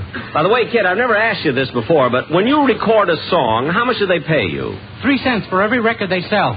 Hey, that doesn't sound like much, does it, Jack? No, but when you consider that there are 160 million people in the United States, and if each one of them bought Dennis's record, he'd make, let's see, 3 times 160 million.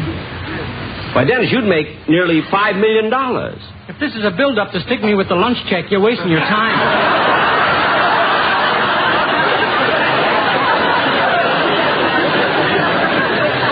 I'm not trying to stick you with anything. Hey, let's get the check and get out of here, huh? Yeah, here comes the waitress now. Are you clowns through stuffing yourselves?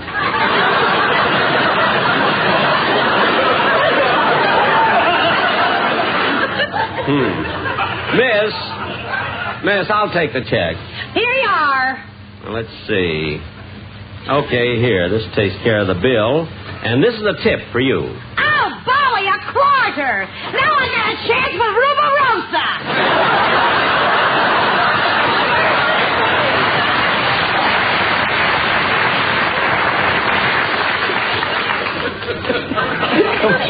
Come on.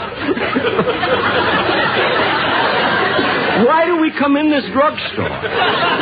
Come on, fellas, let's go. Yeah, it's getting late, and I want to go to a movie tonight. Now, wait a minute, Dennis. I got a better idea. Why don't you all come over to my house, and we'll play some four-handed gin rummy? Hey, yeah, let's do that. Okay. I'm sorry, fellas. I can't make it. Tonight's the night I just can't make it. Tonight's the night you what, Don? Oh, I'd rather not tell you, Jack. You'd think I'm being silly. No, we won't, Don. What is it? Well, tonight I'm visiting a medium. We're holding a seance. Don, you're kidding. A seance? You don't believe in things like that, do you? Well, sure I do. I've been there several times before. In fact, last time I went, the medium put me in a trance. A real trance, Don? Yeah, she whispered several mystic words, used a little hypnotism, then everything went black. And my spirit flew out of my body. Not flew, Don. Waddled.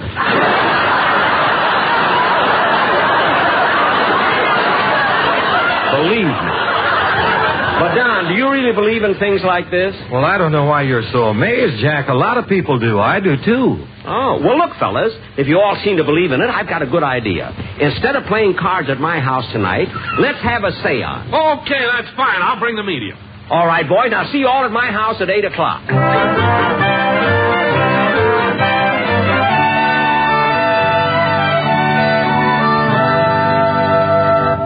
Well, Don, we're all here, and the medium hasn't arrived yet. Don't worry. She'll be here soon, Jack. Hey, by the way, what's her name, Don?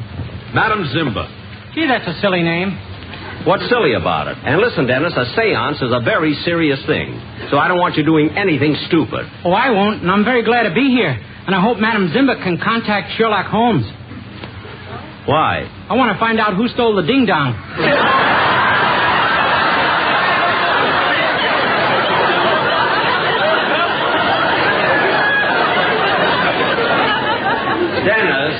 Dennis, young in head. Listen to me. I don't want you... Oh, that must be Madam Zimba now. I'll get it. Good evening. Good evening. I am Madam Zimba. Come in.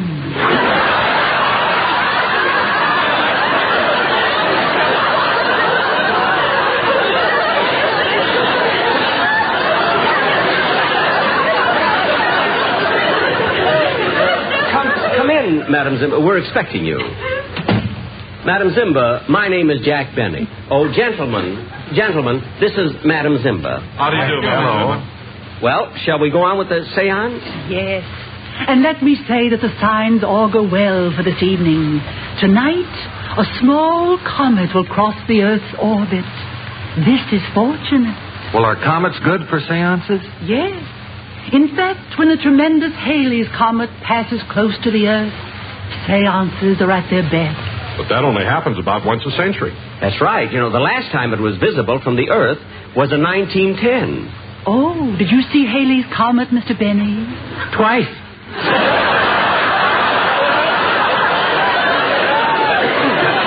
Keep quiet.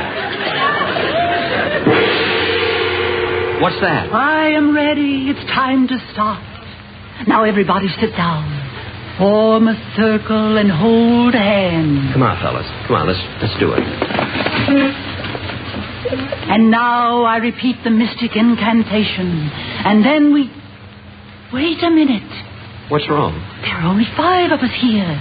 To contact the spirits of the dead, I need a secret circle of 6. Gee, what are we going to do? Oh, I know who to get. Oh, Rochester!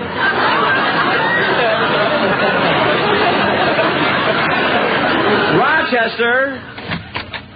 Yes, Mr. Benny? Rochester, we're holding a seance, but we need 6 people before we can contact the spirits. So you're going to join us. Oh, me?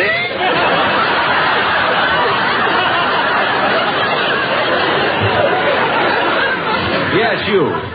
Look, Rochester, if you're afraid, you don't have to be. A seance is a perfectly normal experience. People have seances every night when they contact the dead. Now sit down and join us. Wouldn't you like to talk to the spirits? Not until I'm one of them.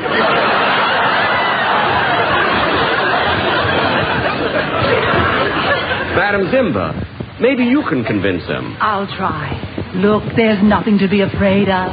And it will be an interesting experience. you'll meet the spirits of so many famous people who have passed on. Lady, I don't want to meet nobody I can't shake hands with. Rochester, stop worrying and sit down.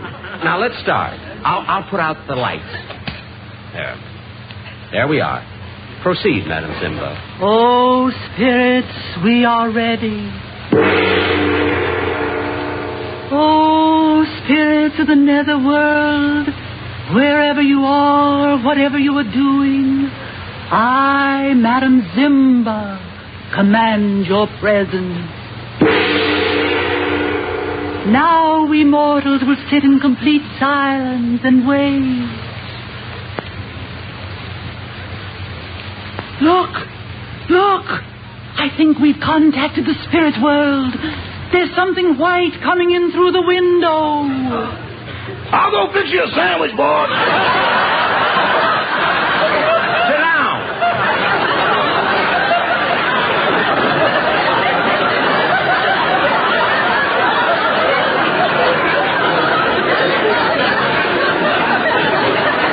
Yes, you're breaking the mood. Oh, spirits, come in. Come through the great cosmos, through the unknown, and visit with us. Quiet, everybody. I've made a contact. Come in. I am here with a message. Who is it? It's not for you. If it's for me, tell him to slip it under the door.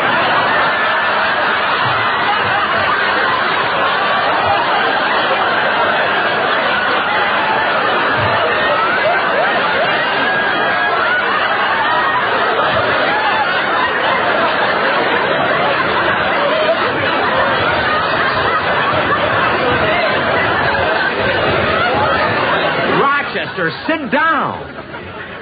It's not for you either.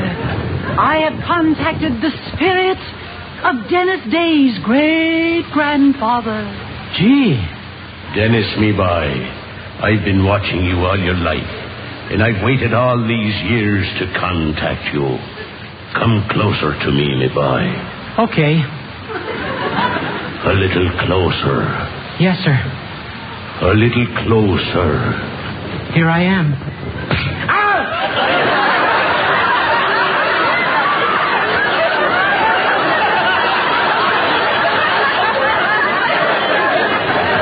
How can a ghost do that?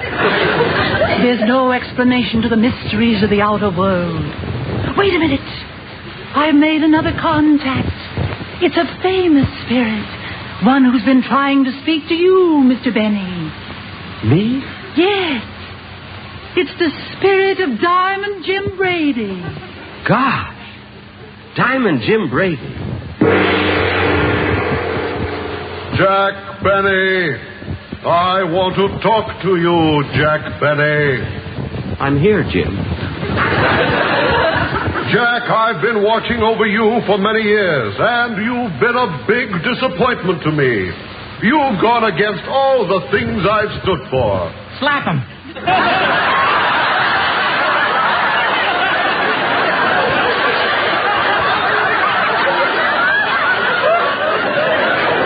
Dennis, be quiet. What were you saying, Jim? You've amassed a great share of worldly goods, and yet you persist with your penny-pinching ways. But... No buts. Why don't you live a little? Spend! Be like I was. I spent my money lavishly. Whenever I walked into a nightclub or restaurant, I'd pick up every check in the place. I had fun. That's fun?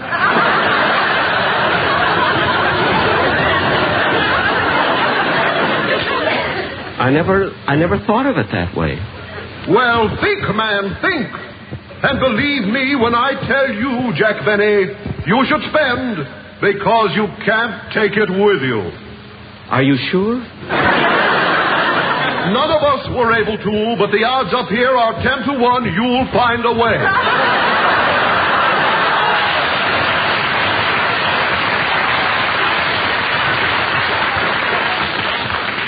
Look, Mr. Brady. I must leave now.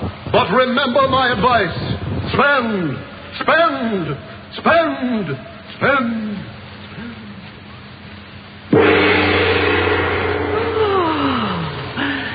The seance is over.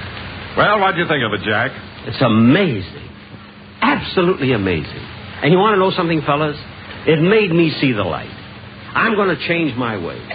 Starting immediately, everybody on my show will get a raise. And Rochester, you're getting one, too. Gee, thanks, boss. In fact, I'm going to the next room and phone my business manager and tell him all about your raises right now. Excuse me. Well, how did it go, Mr. Wilson? Fine. You were perfect. You did a great job of acting. Well, I thought we all played our parts great. Who was the smart aleck that slapped me?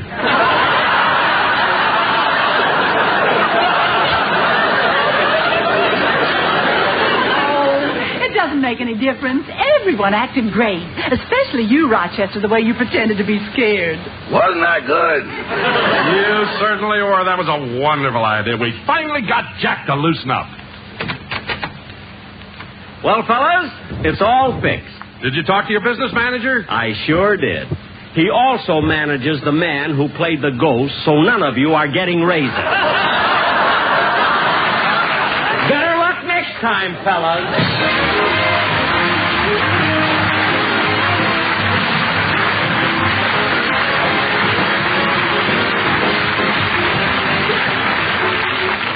Jack will be back in just a minute.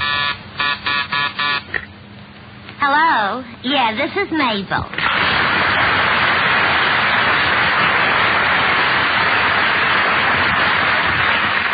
Oh, hello, Gertrude. How are you?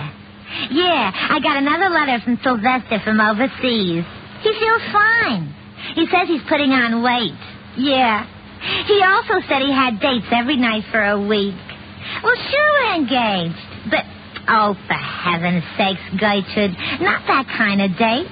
He likes to get packages from home, so I sent him a box of stuffed dates. Besides, he's too busy studying to have the other kind. Sure, he's still studying with you, Safi. So what if he does get out of the Army before he finishes? They give him time to finish after he's discharged. This Yusafi don't do things halfway, believe me. What? Of course I'm sure. That's the kind of dates he's been having. Sylvester's a very trustworthy character. Besides, what have those dames over there got that I ain't got? What? Nothing except that they're over there and I'm over here. Listen, if I thought for 1 minute that two-timing Sylvester was... Oh, I gotta disconnect you, Gertrude. My buzz is flashing. I'll let you know when I hear from Sylvester again. Yeah. Don't take any wooden nickels. Bye.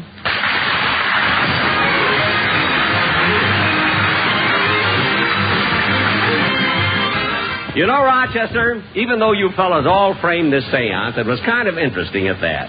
Well, boss, you're not mad that we tricked you, are you? No, not at all. You mean it, boss? Rochester, I rather enjoyed it. Why? I was the one that slapped Dennis.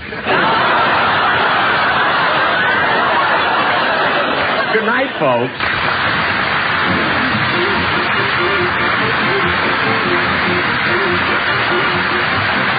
The Jack Benny program is written by Sam Perrin, Milt Josephsberg, George Balzer, and John Tackaberry, and produced and transcribed by Hilliard Marsh. As usual, Jack Benny and all the gang will be back next week at this same time. See you then. Good night.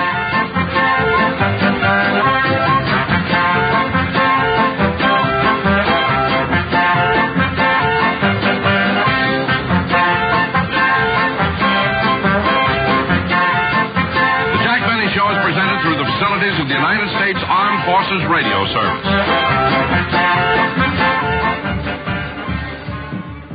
The Jack Benny Program, transcribed and presented by Lucky Strike, the cigarette that's toasted to taste better.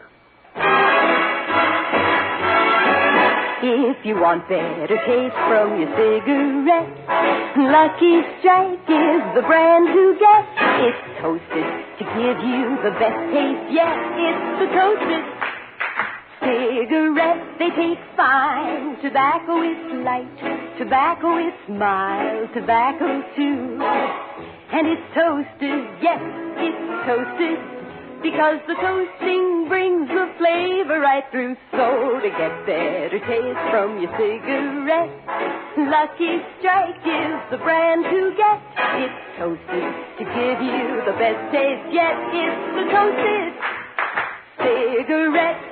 This is Don Wilson. I'd like you to listen to just the last part of that song once again. It's the toasted cigarette. That's one important reason a Lucky tastes better. It's toasted. The fine tobacco that goes into every Lucky is toasted to taste better. It's toasted. The famous Lucky Strike process brings Lucky's fine tobacco to its peak of flavor, tones up this light, mild, naturally good-tasting tobacco to make it taste even better, cleaner, fresher, smoother. That's why we say this. If you want real enjoyment from your cigarette, make it Lucky Strike. If you want better taste from your cigarette, Lucky Strike is the brand to get. It's toasted to give you the best taste yet. It's the toasted cigarette.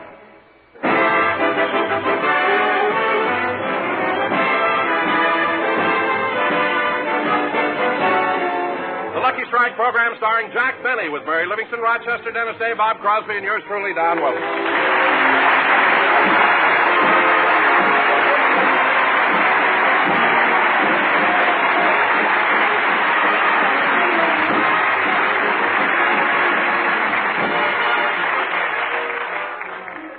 Ladies and gentlemen, while September is one of the most beautiful months of the year, there's a certain sadness about it. Yes, many sad things occur at this time of year. Children have to go back to school, vacations are over, and people have to go back to work. The flowers wilt, the leaves die, and Jack Benny comes back on the air. And here he is, Jack Benny.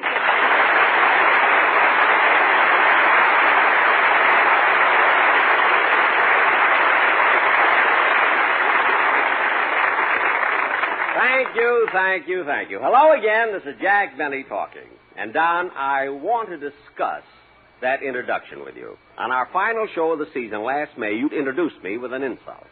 And now the first show of the new season, you do the same thing. Oh, I'm sorry, Jack. You should be. And before dropping the subject, let me remind you of the lyrics of that beautiful tune written about this particular month. The September song? Yes. Remember, Don, it's a long, long time from May to December. And it seems even longer when you're not eating.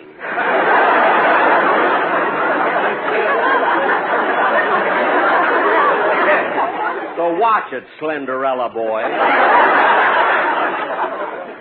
Now, this is a new season, so we'll let bygones... Hi, Jack. Hi, Don. Bob Crosby.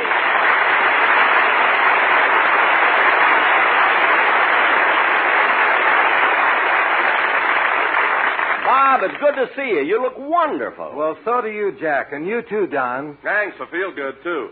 Tell me, Bob, where did you spend your vacation? Well, Don, I didn't have a real vacation. You see, my television show on CBS, it's on 5 days a week, and, I was kept very busy. Yeah, it's awful. Yeah, but it did have its compensations. I was paid every week. So you were paid every week. What good is that? A man needs a little relaxation. Money isn't everything. You ought to realize that. Oh, Usher. Yes, sir? Can you tell me where Mr. Benny's broadcasting from? I must be in the wrong studio. No, Bob, you're not in the wrong studio. It's just that I have a new writer, and he hasn't grasped my character yet. That's all. Well, when he gets his first check, he will. I guess so. They all do sooner or later. Gee, I feel sorry for you, Bob, working all summer. Oh, it wasn't bad, Don. Gee, I took every weekend off. Gee, last weekend I had a wonderful time with my brother Bing. What'd you do? Well, we did a little mountain climbing. Then we went into the woods and we hunted. Then we enjoyed some wonderful fishing in a couple of streams and lakes. Where were you, Yellowstone Park? No, in Bing's front yard.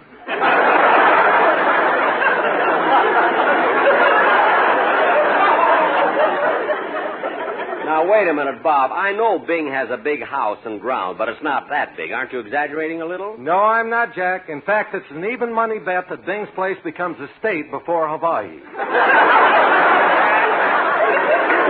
God!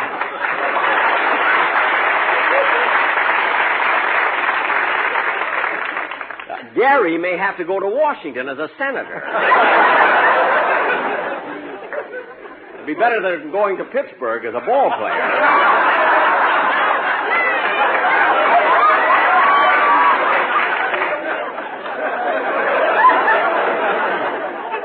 Well, I guess you're right, Bob. You can have a nice vacation just on weekends. Huh? Oh, certainly, Jack. It's amazing what you can do in just 2 days. Why, a couple of weeks ago, Frank Remley and I went way up to the high Sierras. You took Remley with you? Yeah.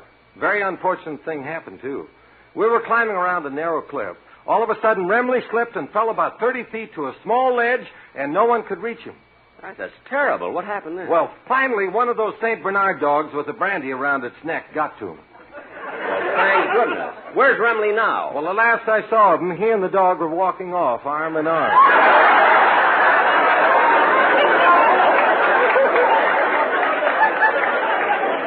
Well, Remley always was an animal lover. You should see the tender way he treats an old crow.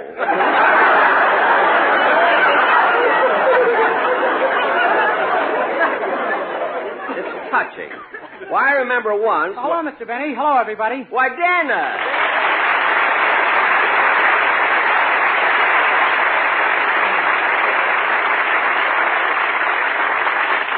Gee, it's sure good to see all of you again. Good seeing you, Dennis. I sure miss you, kid. Yeah, you know, even though I hate to see our vacations end, there's something nice about all of us getting together again. Yeah, that's right, Mr. Benny. Here we are starting a new series. Yes, sir. Are you looking forward to a good season? I sure am. So am I.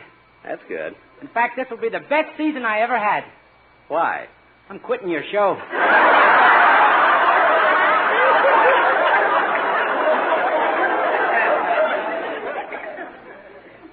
We just started. You're quitting the show? Uh-huh. Don, get me a chair. I know this is going to lead into something, and I want to be comfortable. You know? There we are. Now, Dennis, why? Why are you quitting my show? Well, I think a man who is married and has 9 children should be in business for himself. Dennis, look at me. Yes, sir? Dennis, do you have 9 children? No. Are you married? No. Then why would you say you're leaving my show because you're married and have 9 children? I did that for your sake. My sake? I didn't want people to know I'm quitting because of the lousy salary you pay me.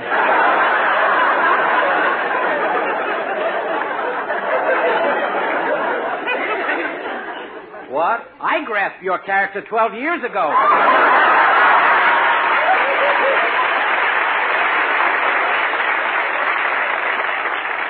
Now, wait a minute, Dennis. Look, I'm not going to get mad. It's the first show. I'm not going to get mad. Now, wait. No, I'm holding my temper, see? I'm not getting mad, am I? Am I getting mad? I'm not getting mad, am I? I'm not getting mad, am I? Now, Dennis, Put your eyes back in.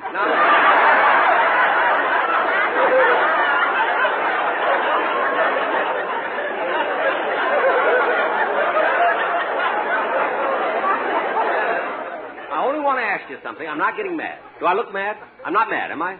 I'm not. Now, I just want to ask you. How can you say I pay you a bad... It's a darn good salary, isn't it? Yeah, when you pay it to me, but all of June, July, and August, no money at all. Well, of course I don't pay you during the summer. We're off the air those 3 months.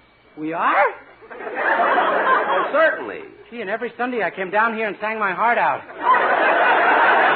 Well, Dennis, that's your own fault. When you came down here every Sunday and saw a completely empty studio, not a soul in it, what did you think? I thought you were slipping.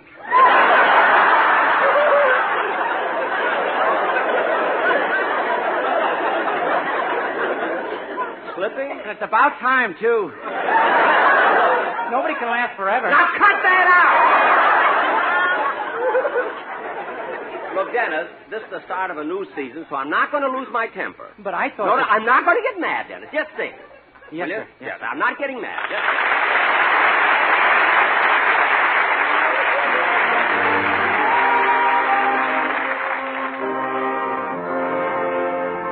If the sun should tumble from the sky, if the sea should suddenly run dry, if you love me, really love me, let it happen, I won't care. If it seems that everything is lost, I will smile and never If you love me, really love me, let it happen, darling. I won't care. Shall I catch a shooting star? Shall I bring it where you are? If you want me to, I will. You can set me any task, I'll do anything you ask. If you'll only love me still. When at last our life on earth is through, I will share eternity with you. If you love me, really love me,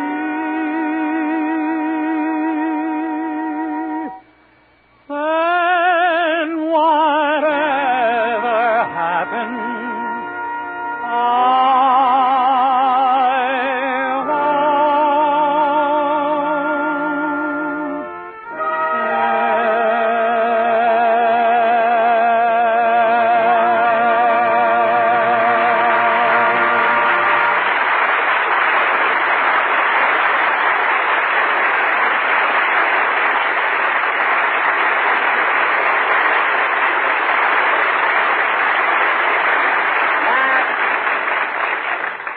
Dennis Day singing If You Love Me, and very good, too. I'm not mad. Dennis, I thought your voice sounded beautiful. The tone was superb, the range magnificent. Not bad for a kid who's been singing his heart out all summer. Well, Dennis, you can stop making things up. You didn't come down here and sing all summer. I happen to know that this summer you did a 4-week personal appearance at the Sahara in Las Vegas. Yeah, that's right. I had a lot of fun in Vegas, too. I even did a little gambling there. Dennis, you shouldn't gamble. You don't know the... Why, Mary! Hello, Jack. Hi, Mary.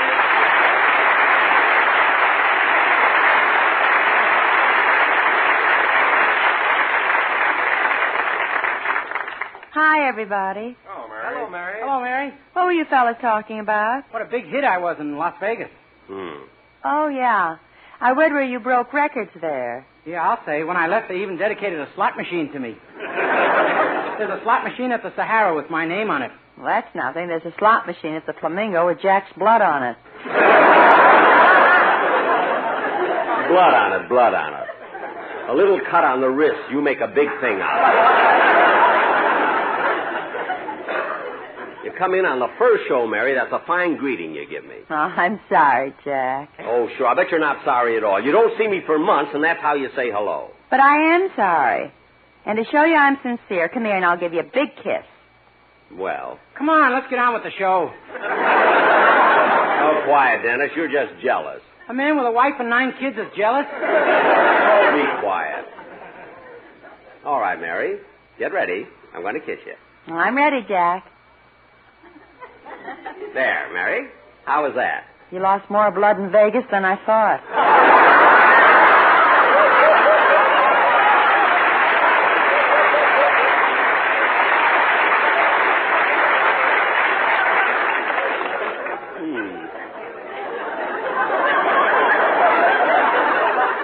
Mary, if you're going to keep on like this, I'll be sorry that you didn't stay in Plainfield when you visited your family. Well, say, Mary, were you in the East during the big heat wave they had? Mm-hmm. Oh, and it was really hot. Everybody suffered but Papa. Well, what'd your father do? Well, every night he'd fill the bathtub with ice-cold beer and get in it. Well, Mary, in a few hours, wouldn't the beer warm up? In a few hours, he didn't care.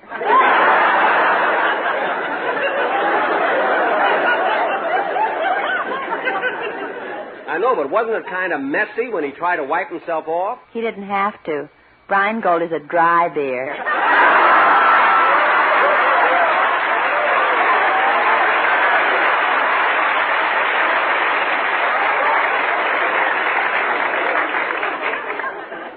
Well, I asked her, so she told me. You know, Mary, I read one day where it got so hot. Mary, what are you staring at? Well, what's the matter with Don Wilson? What do you mean? Well, since I came in, he's been standing in the corner. Not saying a thing, just sulking. Gee, you're right. Don, Oh, Don? Leave me alone. Don, what's the matter with you? What's come over you so suddenly? It's not suddenly. Something I've been thinking about for 20 years. Well, if there's something wrong, for heaven's sake, tell me about it. All right, I will. Every year when we come back on the air, I start the program off by introducing you, and you come on and get applause. And then Dennis comes on and gets applause. Then Bob Crosby makes an entrance and gets applause. Then Mary comes on and gets applause. Everyone gets applause except me. It's not fair. Well, if all you want is some applause, Don, we can fix that. Folks, how about giving Don Wilson a big hand?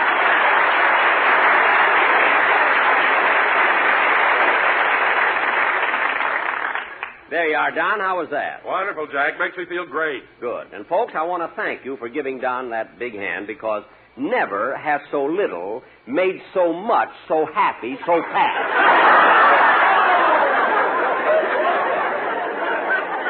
So there. And now, Don, that your little heart has been lightened, would you mind getting the Sportsman Quartet up to the microphone for the commercial? Oh, I will. Oh, Sportsman.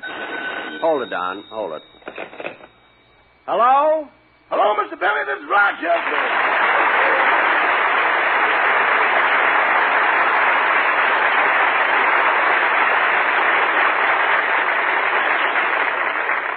Hello, Rochester. What is it? Well, I thought I ought to call up and tell you your trunk arrived home. My trunk? Yeah, the one you took with you when you went out on that personal appearance tour this summer. Oh, yes. Did you unpack it? Almost. And say, there's a high silk hat in there that I never saw before. Oh, yeah. Be careful with that hat. I bought it from a magician who was on the same bill with me. A magician's hat? Yes, I'm going to use it on my television show next Sunday. He taught me a trick with the hat. I put in 2 rabbits and pull out 5 of them. Well, he must have taught the trick to the rabbits, too. There's 40 of them now.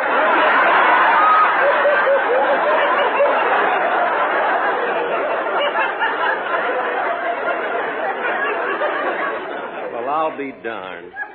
By the way, Rochester, how's the program coming over? What program?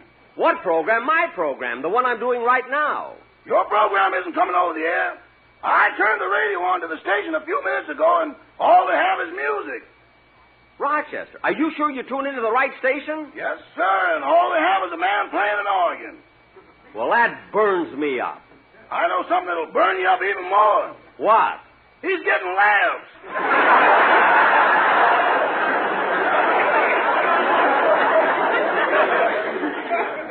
Look, Rochester, I better hang up and check into this. Just be sure and have dinner ready when I get home. By the way, what are we going to have? Rabbit, what else? All right. Goodbye. Goodbye.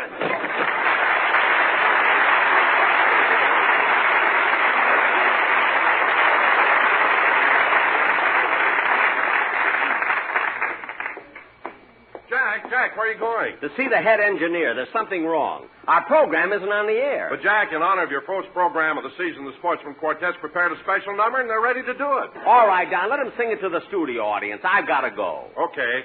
Take it, fellas. Valderie, Valderon, I'm a happy wanderer. We love to go a-wandering along the mountain track. And as we go, we love to sing our knapsacks on our back. Valderie, Valderon, Valderon, Valderon, Valderie, Valderon, our knapsacks on our back. All summer long we had such fun until our dough was spent.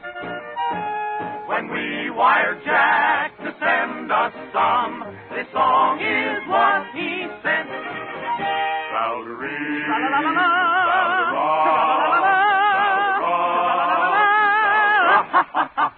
Valderie, this wire he sent collect.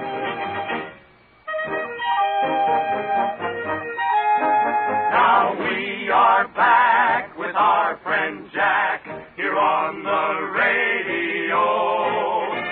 For Lucky Strike, the smoke we like is toasted and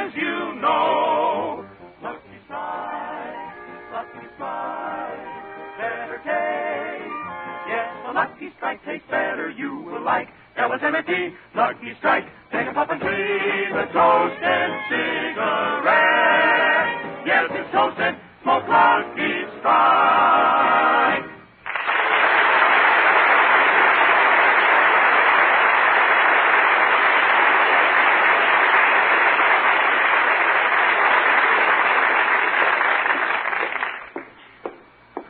Gee, I wonder why Rochester isn't getting the program.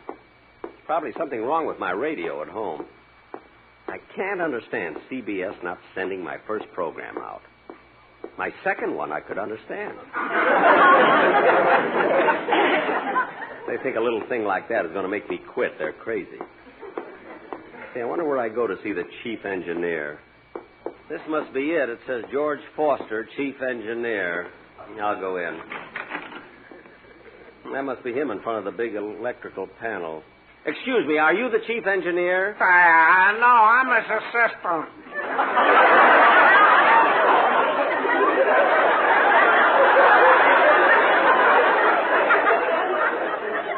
Well, I'm Jack Benny, and my radio program isn't going out on the air. Who says it ain't? I says it ain't. Or maybe it isn't.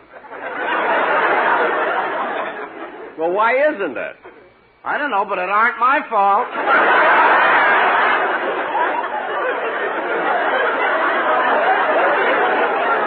I'm not saying it am.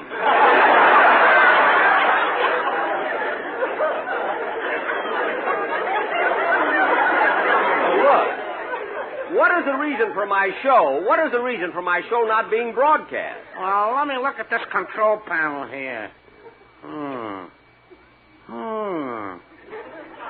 Oh, yeah, now I see what's wrong. What is it?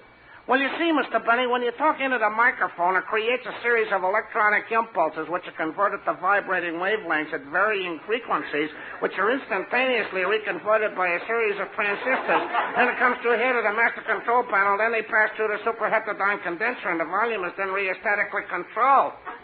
Oh, well, I still don't quite understand from your explanation why my program isn't coming out over the air. It ain't plugged in.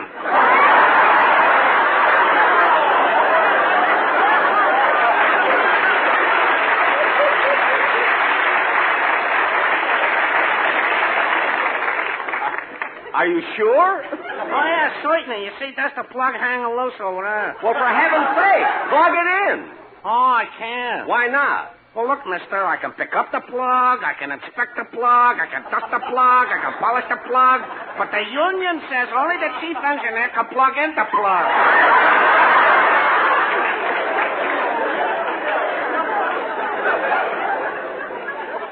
Well, where's the plug? The chief engineer. Where's the chief engineer? He went out for coffee. He'll be right back. But I can't wait. I'm going to plug it in myself.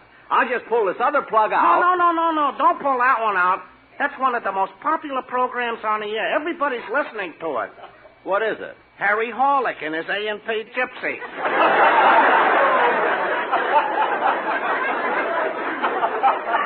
Well, that program hasn't been on for years.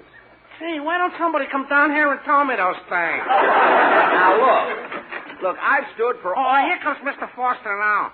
Oh, yes. Mr. Foster.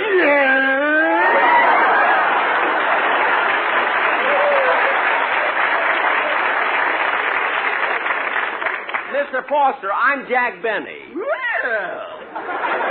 may I shake your hand? I've already grasped your character.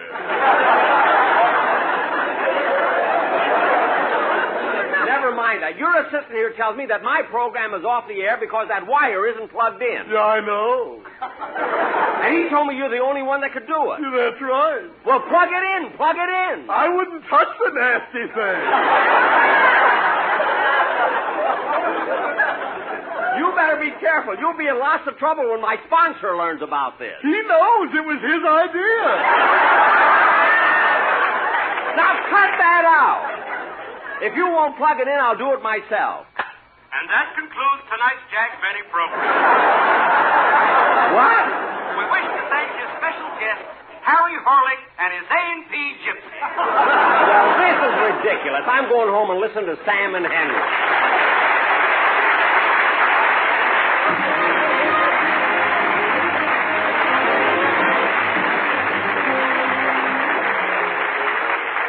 Jack will be back in just a minute. But first, the sweetheart of Lucky Strike, Miss Dorothy Collins. If you want better taste from your cigarette, Lucky Strike is the brand to get. It's toasted to give you the best taste yet. It's the toasted cigarette. They taste fine. Tobacco is light. Tobacco is mild. Tobacco too. And it's toasted, yes, it's toasted. Because the toasting brings the flavor right through. So to get better taste from your cigarette, Lucky Strike is the brand to get. It's toasted to give you the best taste yet. It's the toasted cigarette. Friends, your enjoyment of a cigarette is just as simple as that. If you want better taste from your cigarette, Lucky Strike is the brand to get. It's toasted to taste better. Naturally, Lucky's better taste begins just where you'd expect it to begin, with fine tobacco. LSMFT, Lucky Strike means fine tobacco. And then that tobacco is toasted. It's toasted. The famous Lucky Strike process tones up Lucky's naturally good-tasting tobacco to make it taste even better, cleaner, fresher, smoother. So next time, get better taste. Get Lucky Strike. If you want better taste from your cigarette, Lucky Strike is the brand to get.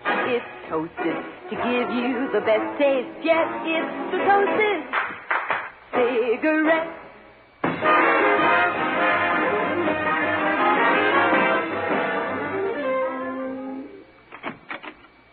Who's that? It's only me, Rochester. Any mail or phone calls? Yeah, Mr. Frank Remley called. He wanted to tell you that he's opening at the Cinnamon Grill at the Hollywood Roosevelt Hotel October 5th. Oh, good. I'll go down and see him. Mr. Remley said you'd enjoy it. He's got a special attraction this year. A special attraction? His vocalist is a St. Bernard. Well, what do you know? I'll sure go down and see that. Good night, folks.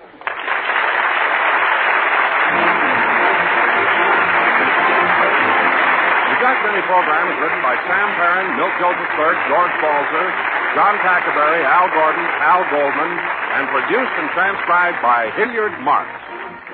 The Jack Benny program is brought to you by Lucky Strike, product of the American Tobacco Company, America's leading manufacturer of cigarettes.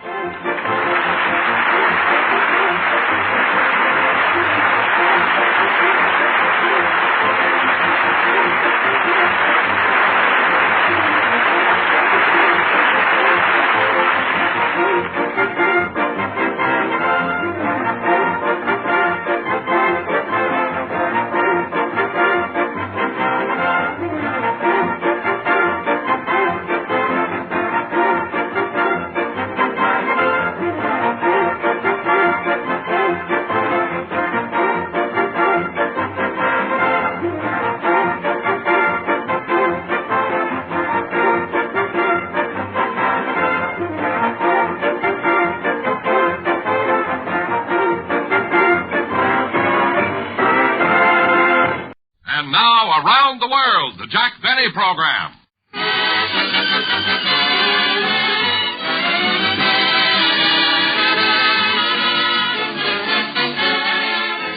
The Jack Benny program, starring Jack Benny with Mary Livingston, Rochester, Dennis Day, Bob Crosby, and yours truly, Don Wilson.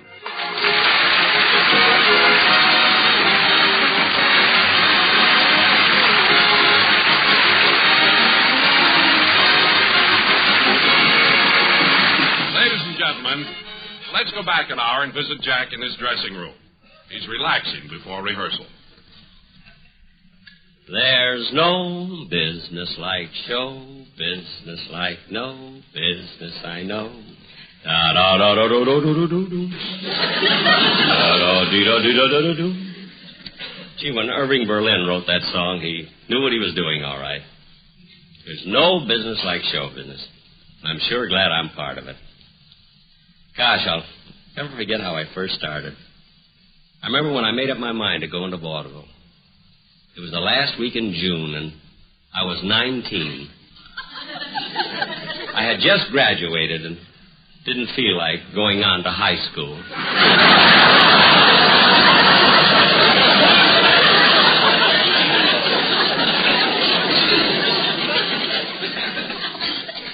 what memories those early vaudeville days bring back. Split weeks, 2 a day, New York, Broadway, and the Palace. I'll never forget who was on the same bill with me when I first played the Palace. Jimmy Durante, Georgie Jessel, Johnny Wilkes Booth.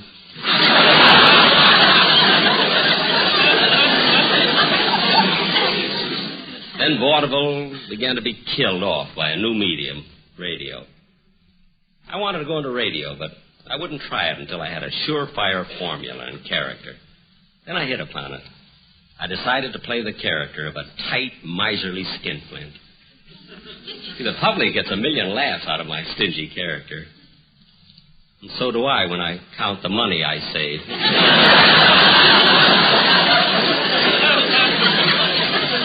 Yes, sir.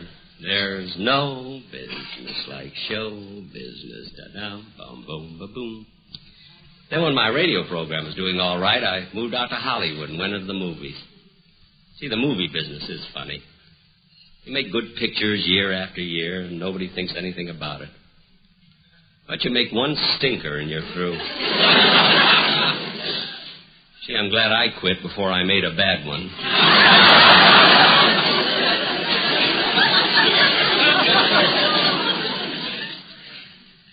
Of course, I take a lot of kidding about the horn blows at midnight, and yet I can honestly say I never heard of more than 10 or 12 people who didn't like it.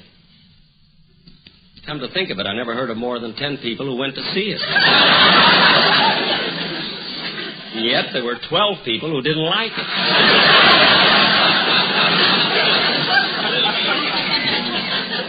This I don't understand at all. Oh, well, you can't please all of the people all the time. Sometimes I think that... I'm back, boss. So soon? Hey, did you get the shaving cream for me, Rochester? I got the drugstore across the street. Good. Well, we haven't got much time, so come on and shave me. Okay. Now, hold your head still while I lather you up. Okay. Say, what kind of shaving cream have you got there? It smells different from the brand I usually use. Oh, it is different. It's the newest on the market. It contains 18% lanolin, 7% antiseptic, 50% soap, 9% chlorophyll, and 16% Smirnoff vodka.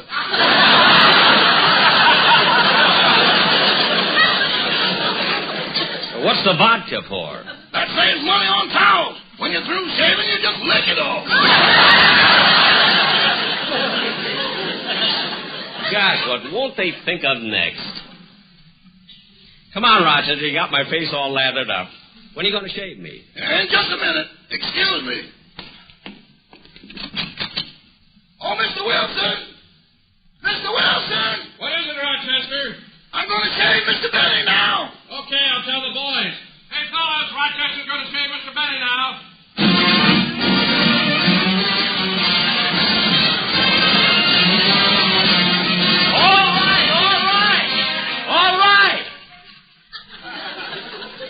Since my arranger wrote that tune, he won't let anyone shave without it. How are you doing, Rochester? I'm practically done now. Oh, say, Jack, may I talk to you for a minute? Certainly. What is it, Don? Can we do the dress rehearsal right away? I want to see my dentist before the show goes on the air. Wait a minute, Don. How come you made a dental appointment on the day of the broadcast? It was an emergency. Last night, while I was watching television, my wife gave me a sandwich and I broke a tooth when I bit into a bone. A chicken bone? No, my wife's arm. She didn't pull it back fast enough.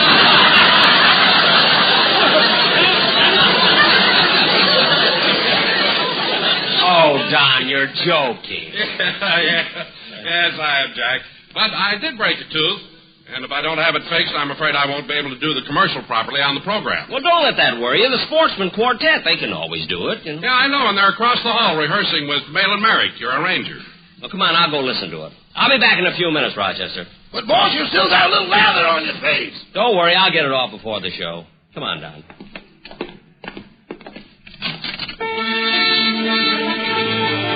Hold it, fellas. Hold it. Where's my arranger?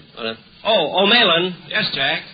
How are you getting along with the boys in the band? Fine. After all, we're not exactly strangers.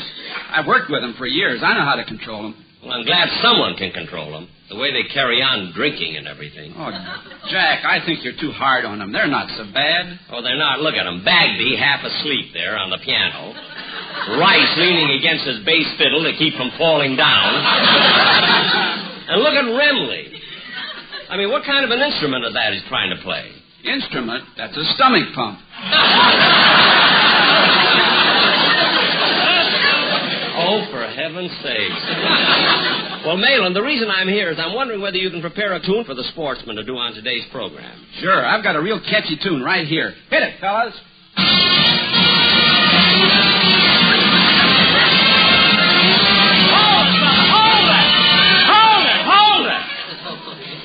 Look, Malin, do you have to play that tune of yours all the time just because you wrote it? Can you have something ready by airtime? Oh, sure, Jack. In fact, we have one here, and it's all about you and your big blue eyes. About me and my eyes? Ah, sweet. Let's hear it, Malin. Okay, take it, fellas.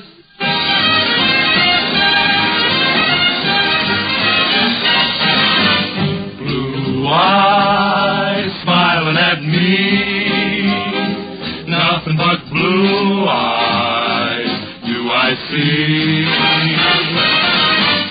Blue eyes never are sad, never sad. He's 39, but we call him Dad. Never saw a man always so gay, except on the day we get our pay. When he takes a swim, the girlies all screech, 'cause his bloomers reach, they're down to the beach. But you know we found happiness working with blue eyes on CBS.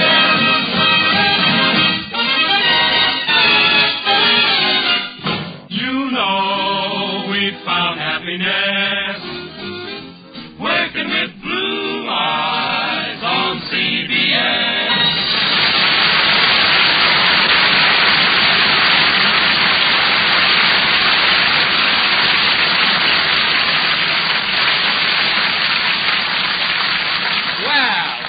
Thanks very much, fellas, and I sure appreciate your dedicating that song to me. Now, Malin, I'm going back to my dressing room and see if Dennis has come in yet. Then we can get on with the... Remley, stop licking the lather off my face.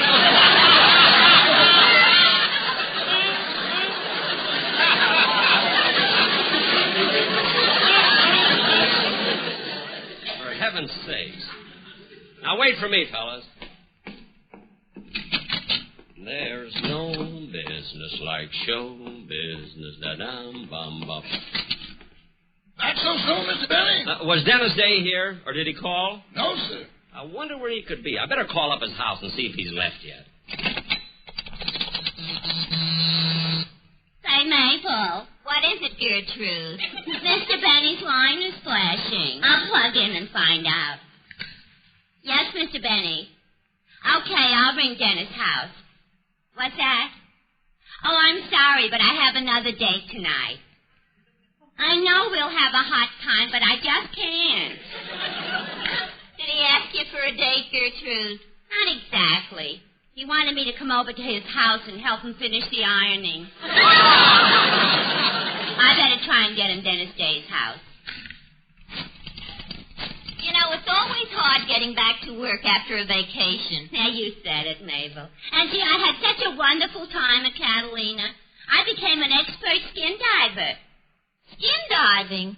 Isn't that the sport where you put on an oxygen tank and see how far down in the ocean you can go? Yeah, and you also have to put fins on your feet. You needed fins? Well, look who's talking about feet. The girl who gets $20 an hour for crushing grapes.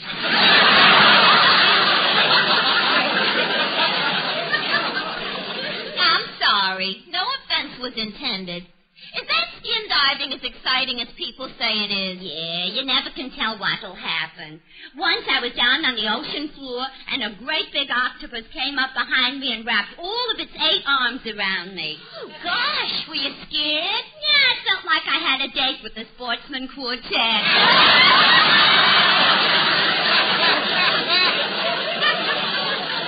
Say, you know, Mabel, Mr. Benny He's so impatient. There's no answer at Dennis Day's house, Mr. Benny. What? But, Mr. Benny, I told you before I couldn't come tonight. Huh? I don't care if it is Robert Taylor Shorts. I got a date. That Gertrude's acting independent lately. Did the operator reach Dennis Day? No, there was no answer at his house. He'll probably show up soon. Hey, Rochester, I gave you the night off. If you want it, you can leave now. I changed my mind, boss. I'm not going out. But I thought that you and your friend Roy were going to the movies. Yeah, but now he doesn't want to. He told me he decided to play Penny Ante instead. That doesn't sound very exciting. You ought to see Andy. Oh. Well, anyway, Rochester, if you want to leave, you... Hello, Mr. Benny. Oh, Dennis. Dennis, I was just trying to get you on the phone. Oh, am I late? Not exactly, but I did want to get the rehearsal started a little earlier than usual. Well, I started out for the studio early, but on the way here I saw some people fighting, and I tried to stop them, and I got socked in the eye twice. Well, that's your own fault, Dennis. You shouldn't have tried to stop them from fighting. It was none of your business. Yes, it was. They were my mother and father.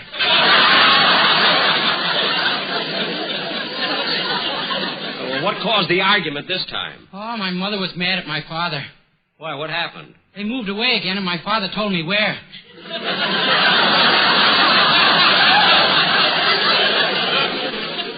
Dennis, I can't understand why your mother keeps trying to lose you. After all, she is your mother. You wouldn't dare say that to her face.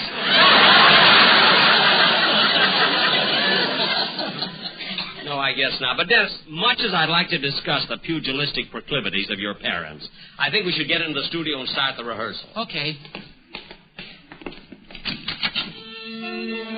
Hold it, fellas. Hold it. Yeah, hold it. Let's get on with the rehearsal, and we may as well start with the sketch. Oh, what's the sketch we're going to do?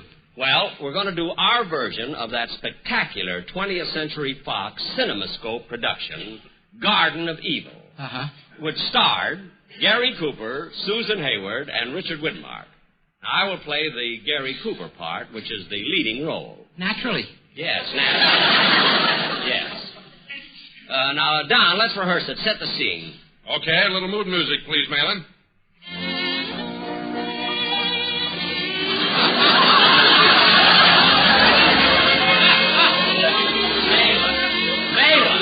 Malin! We're going to Mexico, not Madison Square Garden.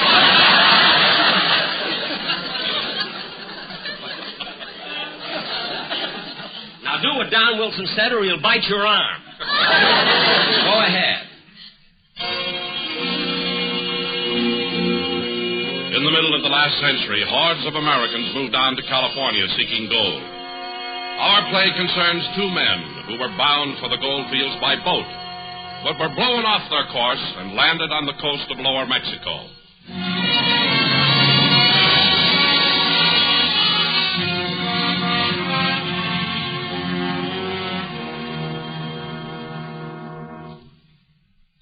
My name is Slim Cooper. Our friend Wilson Whitmark and I landed on the coast of Mexico. And for 2 long, hungry days, we walked searching for signs of civilization. Finally, we came across a sleepy little town called...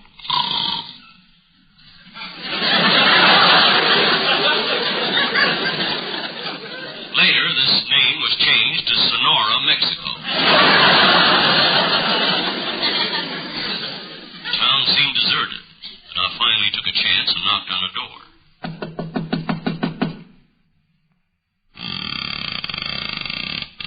Buenos dias, senor. May we come in? Senor, this is a very secret place. Secret? Yes. This is Hernando's hideaway. Oh, tell me, are you Hernando? No, Hernando is the cook here. Cook? Hmm? Oh, then this is a restaurant. What do you have to eat? We serve chili con carne, frijoles, tacos, guacamole, tortillas, and matzo ball soup.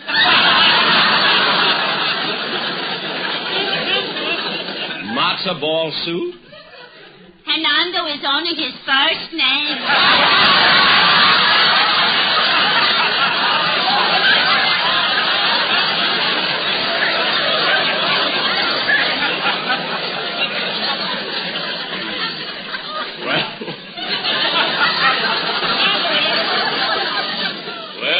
might as well eat here. Come on, Wilson. Right this way to the table. Say, look at the menu. Hey, they got everything on it. Are you hungry, Wilson? Hungry. I'm so starved I could eat a horse. Don't you get tired of the same thing every day?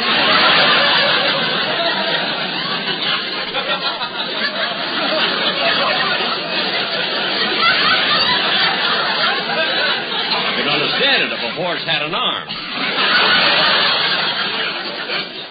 Say, I've been looking at our waitress. She's kind of cute.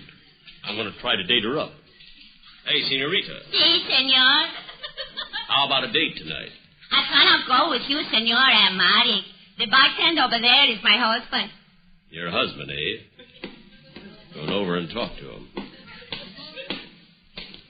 Say, are you the bartender? Si.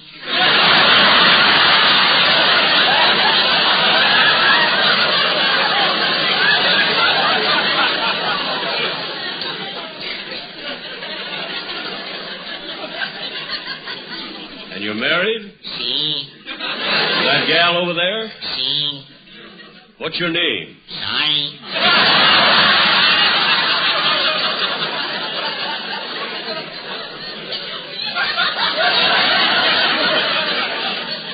Size? Si.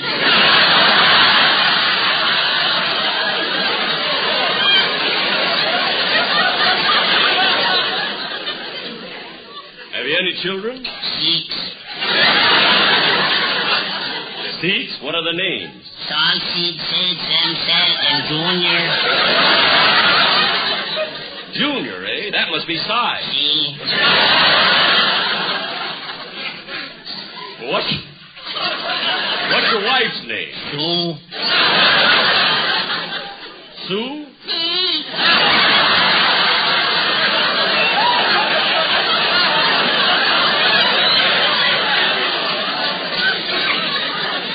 Well, she's a very nice gal. Hey, Slim, the food's in here. Okay, I'm coming. Hey, this food looks good. Yeah, but it needs salt. There ain't none on the table. No salt, eh? Well, I'll get some. Sue? Si. Salt. Si. Chai. Si. Salt. Sal. Never mind! Eat it without salt. Wilson and I started eating our food in the oppressive heat of the little restaurant, when suddenly the front door opened, and she walked in. She was beautiful, fair of face, and she had a gorgeous figure. She looked like something out of Esquire. About July. I got up from my table and walked across the room to her.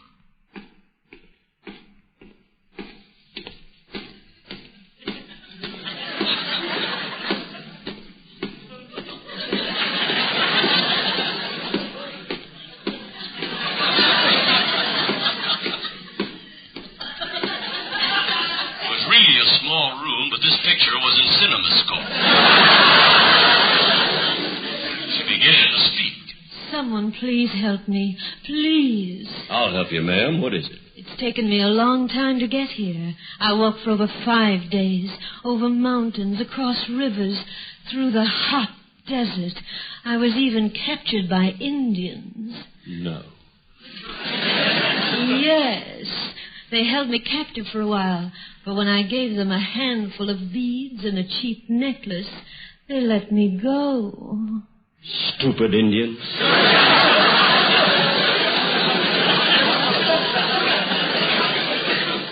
What is it you want? I need a man to go back with me to where I came from. I need help back there urgently. Miss, that's a dangerous trip. I know. So I'm offering $1,000 in gold to any man who'll come with me. Well? Or if you prefer, I'll give you a great big kiss instead. This was a challenge to my manhood. I did what any other red-blooded man would do. We left after I deposited the money in the bank. As we traveled through the dangerous country, she told me the whole story. She and her husband were working a gold mine, which collapsed. Her husband was trapped, and she couldn't get him out herself. She left him food and water and went looking for help. When we reached the mine, he was still alive. I spoke to him. Gee, partner, I feel sorry for you. You must have gone through a terrible ordeal. It was awful. Terrible. 8 long days and nights being trapped in here alone. I didn't mind the pain from my broken leg so much, but it was the loneliness I couldn't stand. The terrible, frightening loneliness, day after day, night after night. No one to look at, to talk to, just being alone. And this morning, a big rattlesnake crawled in here. Oh, my goodness. What did you do? I taught him to play gin rummy. Look, take it easy, partner. You're out of your mind. I'll try to dig you out. Not right now. I want to finish this game. Gin. Ouch! Boy, what a sore loser. The snake bit you. Oh, do something, do something. No, it's too late. I'm going fast. Darling, kiss me goodbye. Yes, dear.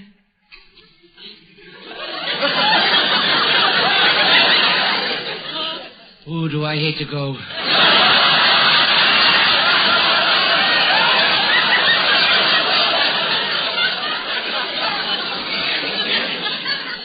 Everything is turning black.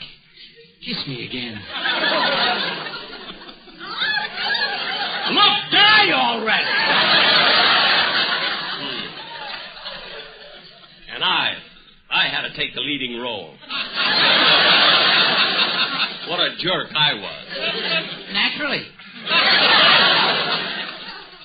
few minutes later, he passed on.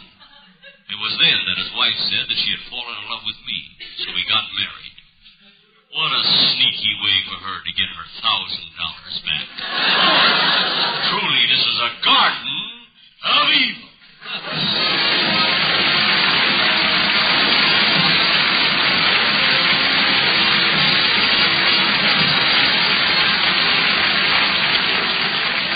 We're a little late, so good night, folks.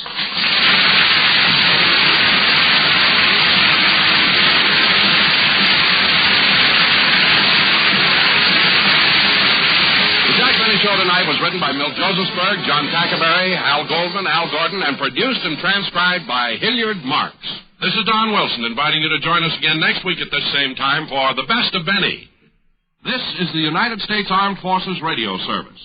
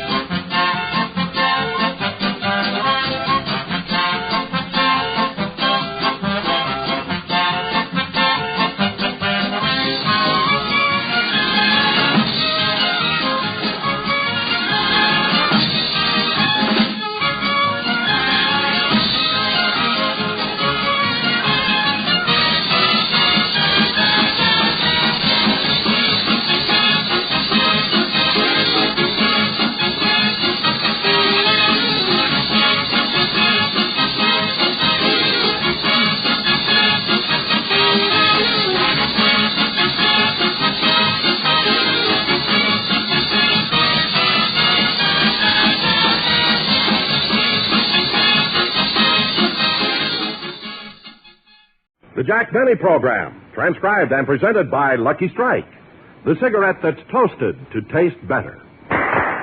If you want better taste from your cigarette, Lucky Strike is the brand to get. It's toasted to give you the best taste. Yet it's the toasted cigarette. They get fine tobacco. It's light tobacco. It's mild tobacco too. And it's toasted. Yes, it's toasted. 'Cause the toasting brings the flavor right through. So to get better taste from your cigarette, Lucky Strike is the brand to get. It's toasted to give you the best taste. Yet it's the toasted cigarette.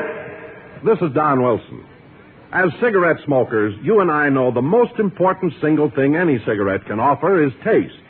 Better taste. And as many millions of Lucky smokers will tell you, Lucky's taste better. You know why? Because it's toasted. Yes, it's toasted to taste better. Lucky's better taste actually begins with the fine tobacco that goes into every Lucky Strike. LSMFT, Lucky Strike means fine tobacco. And then that fine tobacco is toasted. It's toasted. That's the famous Lucky Strike process that tones up Lucky's naturally mild, good-tasting tobacco, brings it to its peak of flavor, makes it taste even better, cleaner, fresher, smoother. So for better taste in your cigarette, be happy, go Lucky. Buy a carton of better-tasting Lucky Strike.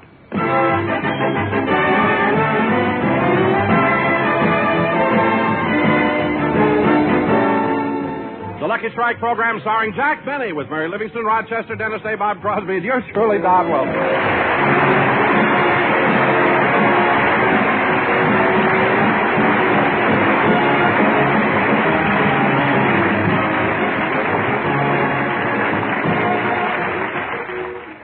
Ladies and gentlemen, every Saturday morning after rehearsal, the Jack Benny cast usually drops into the corner drugstore for a light lunch.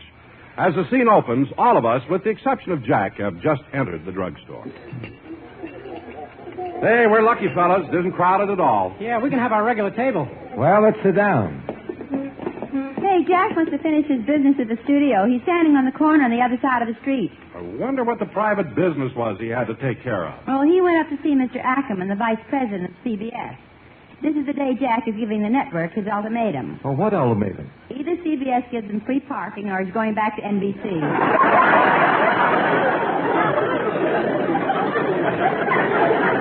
Gee, that'll never work. Well, why not? That's why he left NBC in the first place. That's right. Oh, here we are, Jack. Okay. Sorry I took so long. What did you kids order? Oh, nothing. We were waiting for you. Oh, then I'll call the waitress. Oh, Miss. What do you want, Max?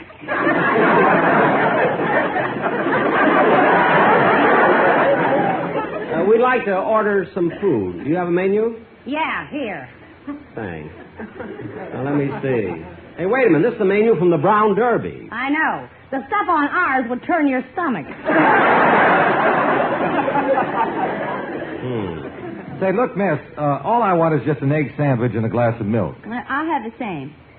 Okay. Now, Miss. What do you want, tap-on boy? Now, wait a minute, Miss. Maybe I have to take those kind of insults when I'm on the radio, but I don't have to take them from you. Gee, I'm sorry, Mac. I didn't know you were sensitive. Well, I am. You don't have to presume I'm not sensitive just because I'm a big fat slob.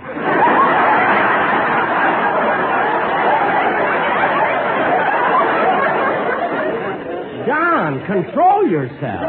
All right. Now, Miss, I'd like to order. All I want's a bowl of vegetable soup. Okay. Dennis, what do you have? Well, let me see. Miss, do you have any vichyssoise? No. Well, do you have any escargot sauté en vin rose? No. Well, how about shish kebab and kreplach? No. Dennis, this is only a drugstore. Why are you ordering things like that? I wanted to know I've been around. Stop being silly. Order something you'd get in a drugstore. Okay, I'll have a chicken sandwich. With mayonnaise? No, toothpaste. Cut that out.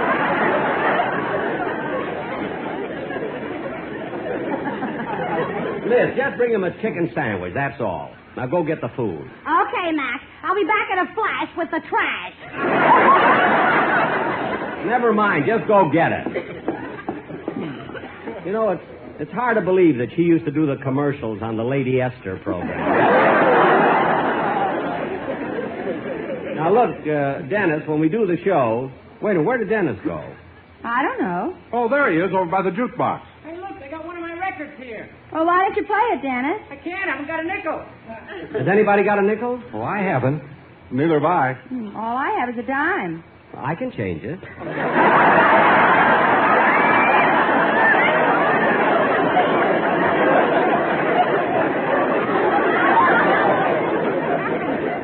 Jack Benny, All right. Here's a nickel, Dennis. Catch.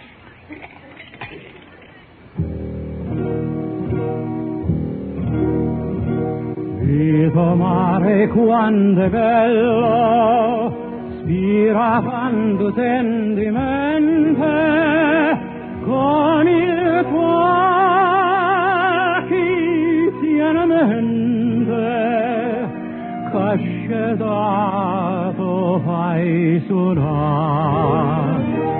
Guarda qua chi su giardino, tiende si stesciura arance, nu profuma così fino, sinto cuore se ne va. E tu dici parta Dio, allontana la sto cuore, della terra dell'amore, viene cuore non torna, ma non me la fa, non darmi più tormento, ora no sorrento, a me com'va, e tu dici parta Dio, allontana da stu cuore, della terra dell'amore, viene cuore non torna, ma non me la fa, non darmi più tormento, ora no sorrento, a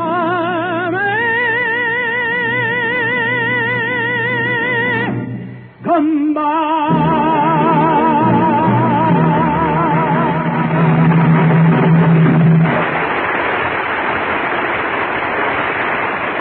Gee, that was beautiful. It sure was. Say, Dennis, will you look in the jukebox, see if there are any... Now, where did that kid go? I don't know. He disappeared while his record was on. Oh. Say, Bob, I've been meaning to tell you how much I enjoy your CBS television show. Oh, me too, Bob. Yeah, same here. You know, Bob, I watch your shows every afternoon, and they're very good. Well, thanks, Jack. But I have a little suggestion, just a little constructive criticism. I thought that if you got a comedy guest star occasionally, you'd get... you'd get more laughs on the program. Yeah, but, Jack, we don't go in for guest stars. Mine is sort of a homie show. Well, Bob, homie show or not homie, I still think it's a big lift to have a guest star come in, particularly a comedian. Well, maybe so, but, gee, we don't have much money in the budget. Well, how much can you pay for a guest star? Well, about $15. For $15, Jack can be homie. I know a lot of recipes. Anyway, Bob, it's a very good show. Hey, did the rest of you finish eating already? Yes, Dennis, where were you? Well, I thought as long as we were in a drugstore, I'd weigh myself. Oh. I weigh 140 pounds, stripped.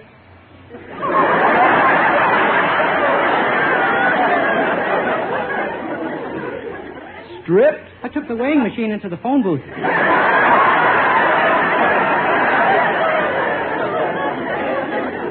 Look, Dennis. And when I put in a penny, a little card came out. Well, what did it say? Put on your pants, kid. A lady wants to use the phone.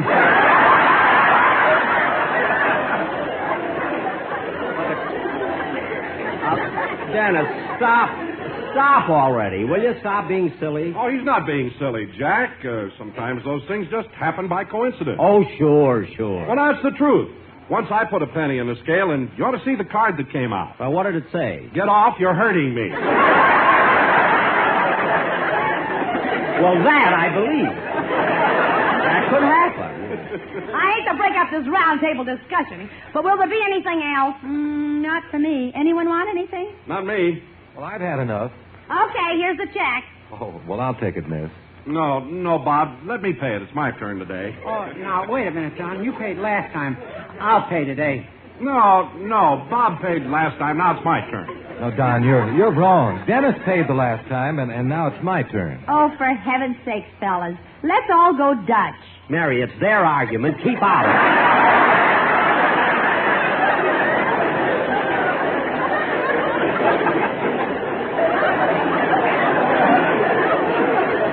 It doesn't concern you.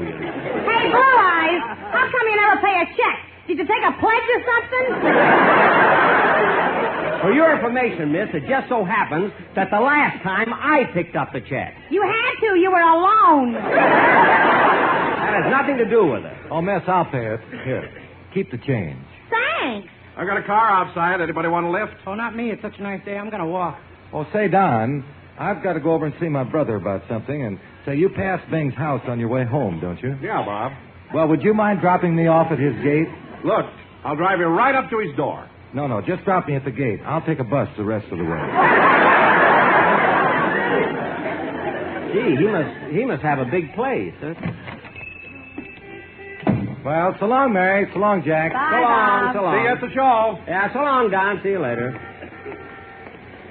Gee, it's still early and the weather's so nice. I think I'll go out and play 9 holes of golf. Mary, that's a wonderful idea, and I'll join you. Can you drive me by the house? I got to pick up my golf clubs. Sure, my car's right in that parking lot. Good. You get the car, meet me at the corner. I want to get a newspaper. All right. See you in a couple of minutes. Okay.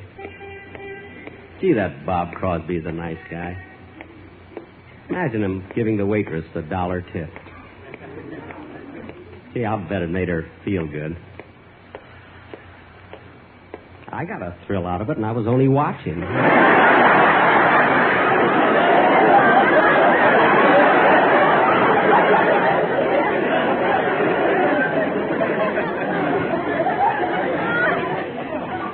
Now, let's see. I want to get a paper. Let's see, which paper do I want to get? Hi, Rube. Huh? Oh, it's my friend from Calabasas.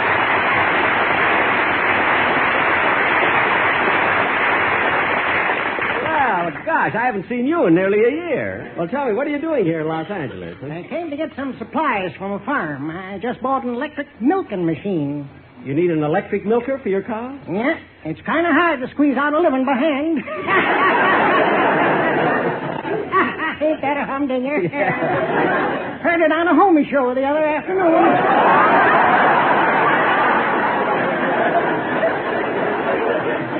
Could that have been Bob's? I don't know. Is that all you have on your farm, just cows? Oh, no. Main crop is grapes. We operate our own winery. Well, that sounds like a nice, pleasant occupation. Pleasant, but dangerous, Rube. Dangerous. In fact, just a short time ago, my uncle fell into one of those big vats full of wine and drowned. Your uncle drowned in wine? Yep. Took the mortician 5 days to get the smile off his face.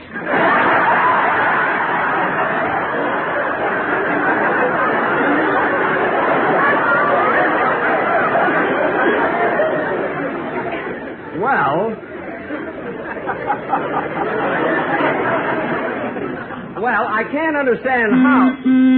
Oh, I'm sorry. That car is honking for me. I gotta go now. Nice running into you. Goodbye. So long, Rube. So long, so long.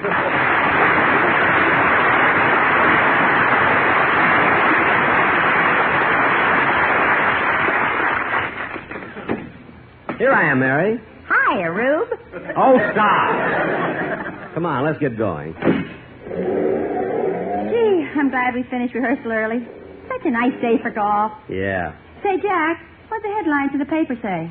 How do you like that? I kept talking with that farmer. I forgot to buy a paper. Well, turn on the radio and we'll hear the news. All right. And now for another news item. Professor Thaddeus Lambert of the University of Southern California has found a successful solution to the smog problem in Los Angeles.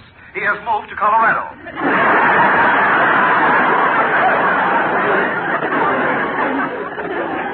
We continue our program with a musical interlude and bring you the Sportsman Quartet singing Oh. Mary, that's our quartet. Yeah.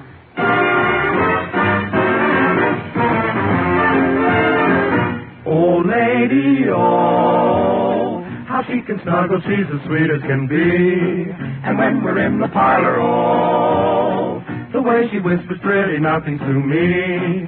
All I can do is holler, oh, it isn't what she does, but oh, the clever way she does it, especially when she meets beneath the moon above.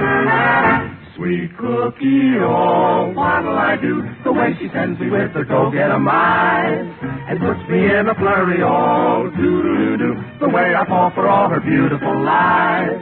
Believe me, I should worry. Oh, oh, oh, oh, oh. The way she feeds me daffy. Oh, I think she'll drive me daffy. Oh, oh, oh, oh. How my super sentimental, wonderful sweetie can love.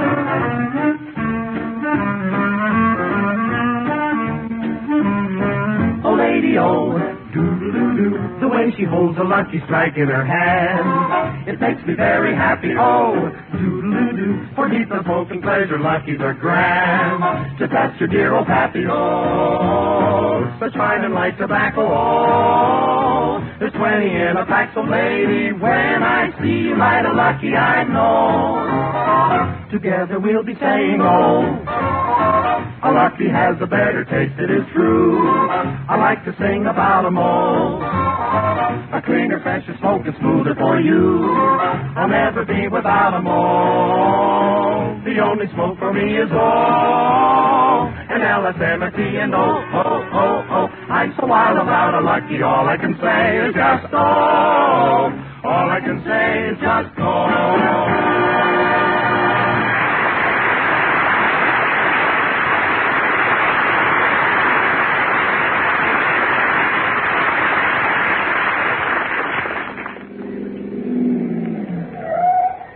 Well, here we are, Jack. Run in and get your clubs. Want to come in the house for a minute, Mary? No, I'll wait out here in the car. Okay.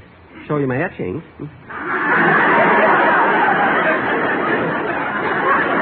Won't take me long.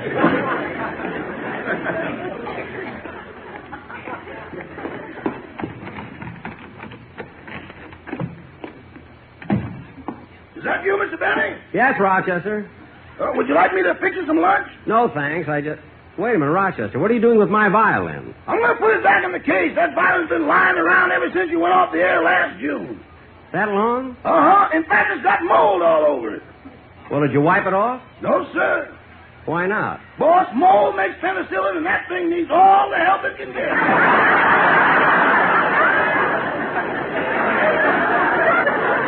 Never mind. And clean it up good because I'm going to play my violin on my television show next Sunday. No. Yeah. Now, look, I'm going out to play some golf with Miss Livingston. Oh, your clothes are in the closet. I know. And Rochester, at 5 o'clock, I want you to drive out to the clubhouse and bring me home. I can't, Mr. Billy. The mechanics are working on your Maxwell down at the garage. Why, what's wrong with my car? Nothing. It's just time for its million-mile checkup. All right. I'll have Miss Livingston drive me home. Now, Rochester, don't bother about dinner tonight because I'm going out. Okay. But, boss. Yeah? Well, it's none of my business, but I think you ought to stay home tonight with Polly. With the parrot? Yeah, she's been acting awfully funny lately. She's so moody. Oh, I think you're imagining it, Rochester. Parrots don't get moody. Well, Polly is, and she's doing the strangest things. What do you mean? Remember that coconut you bought her? Yeah, did she eat it? Eat it. She's trying to hatch it. Well, maybe I better go in and take a look at her.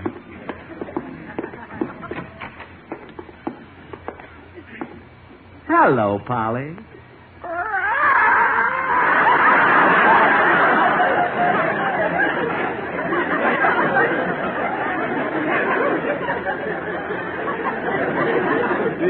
She won't look at me. Polly, it's me, Daddy. Now, Polly, stop sitting on that coconut. I wonder what's wrong with her.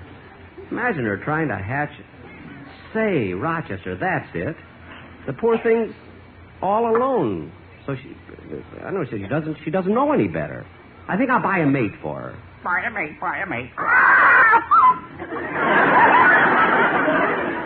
Mr. Benny, remember the last time you bought her a mate? You had those two parrots in the same cage for over a year, and then you discovered they were both females. Yeah. I wonder how that happened. Somebody goofed.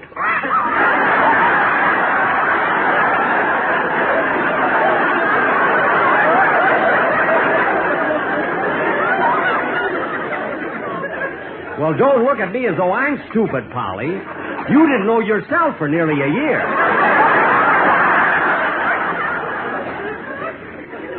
Gee, Rochester, now you've got me kind of worried. For heaven's sake, Jack, what's taking you so long? I'm sorry, Mary, but Polly isn't feeling well. Oh, that's too bad. The poor thing. What's wrong with her? Miss Livingston, she just sits around in her cage all day brooding. It's been going on for weeks now. Oh, Jack, you ought to do something. Why don't you take her to a psychiatrist? A psychiatrist? Mary, this is no time for joking. I'm not joking. They have psychiatrists for animals. I know one right near here. All right. I'll get Polly and we'll go.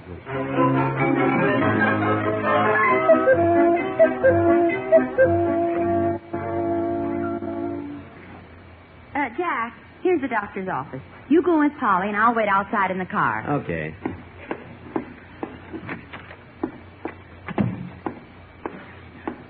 Yes, sir. May I help you?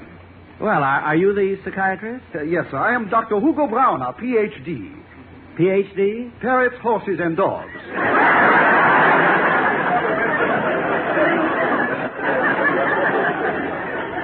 Those are my specialties, but I take care of all animals. Oh, well, I've come to see you about my parrot here. I think she has some sort of a complex. Well, what seems to be wrong with the little lady? Well, she's very melancholy lately, and today I gave her a coconut, and she tried to hatch it. Could it be possible that birds long for motherhood? Oh, certainly.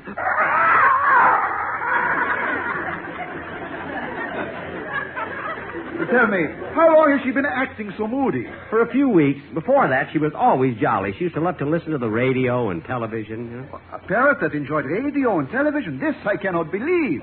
Peppermint, Spanish late, bro.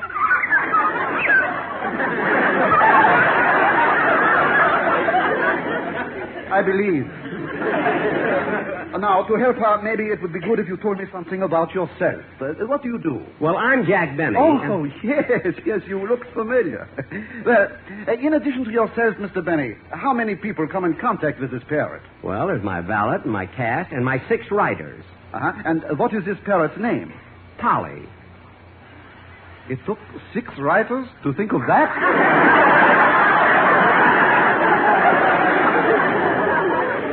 Look, Doctor. Never mind. Now, tell me, how old is this parrot? Well, let me figure it out. See, the man in the pet shop where I bought her said she was born in 1894. That would make her... 39.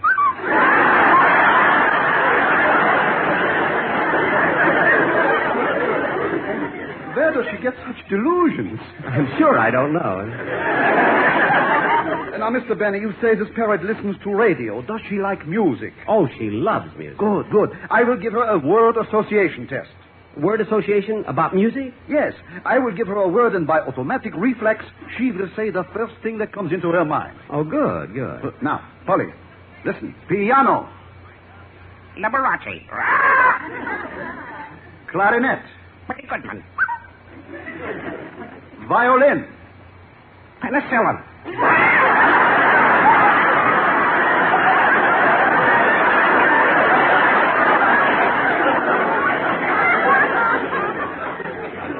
That I do not understand at all. It must have been something she heard, you know? Obviously. Now, to continue the word test. Listen, Polly. Father. Mother. Baby. Climb upon my knee, sonny boy. You are only free, sonny boy. You know where you've knowing. You're all right. For a baby. That's what I thought. Sonny boy. Polly, be quiet. Doctor, I'll go to... Polly, please. I'll go to the pet shop and get an egg. Polly, control yourself. Stop crying. Polly, we'll go right to the pet shop. We know now. It's motherhood. Polly, I'll get your egg. You're dead from heaven. No, Polly, I'll get your egg. Let's go. Polly.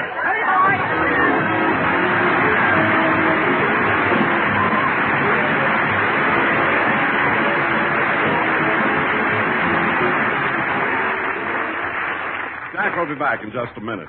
But first, the sweetheart of Lucky Strike, Dorothy Collins.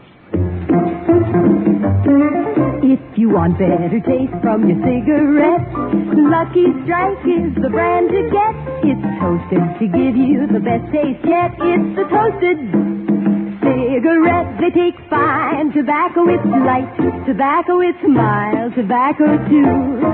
And it's toasted. Yes, it's toasted. Because the toasting brings the flavor right through. So to get better taste from your cigarette, Lucky Strike is the brand to get. It's toasted to give you the best taste yet. It's the toasted cigarette. That's something to remember, friends. If you want better taste from your cigarette, Lucky Strike is the brand to get. Yes, because it's toasted to taste better. Now, first of all, Lucky's taste better because they're made of fine tobacco. LSMFT, Lucky Strike means fine tobacco, naturally mild, good-tasting tobacco. And then that tobacco is toasted. It's toasted. The famous Lucky Strike process tones up Lucky's naturally mild, good-tasting tobacco to make it taste even better, cleaner, fresher, smoother. Keep that in mind. And for a better-tasting smoke every time, make your cigarette Lucky Strike. If you want better taste from your cigarette, Lucky Strike is the brand to get. It's toasted to give you the best taste yet. It's the toasted cigarette.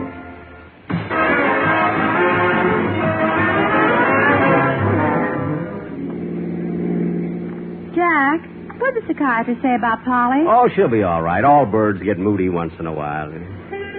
It's a shame we missed our golf game, but maybe we can play next week. No, Mary, I'm going to be busy all week rehearsing for my television show next Sunday. Gosh, Jack, are you going to be on television that often? Mary, read that line the way we rehearsed it. Gosh, Jack, are you going to be on television that often? That's better.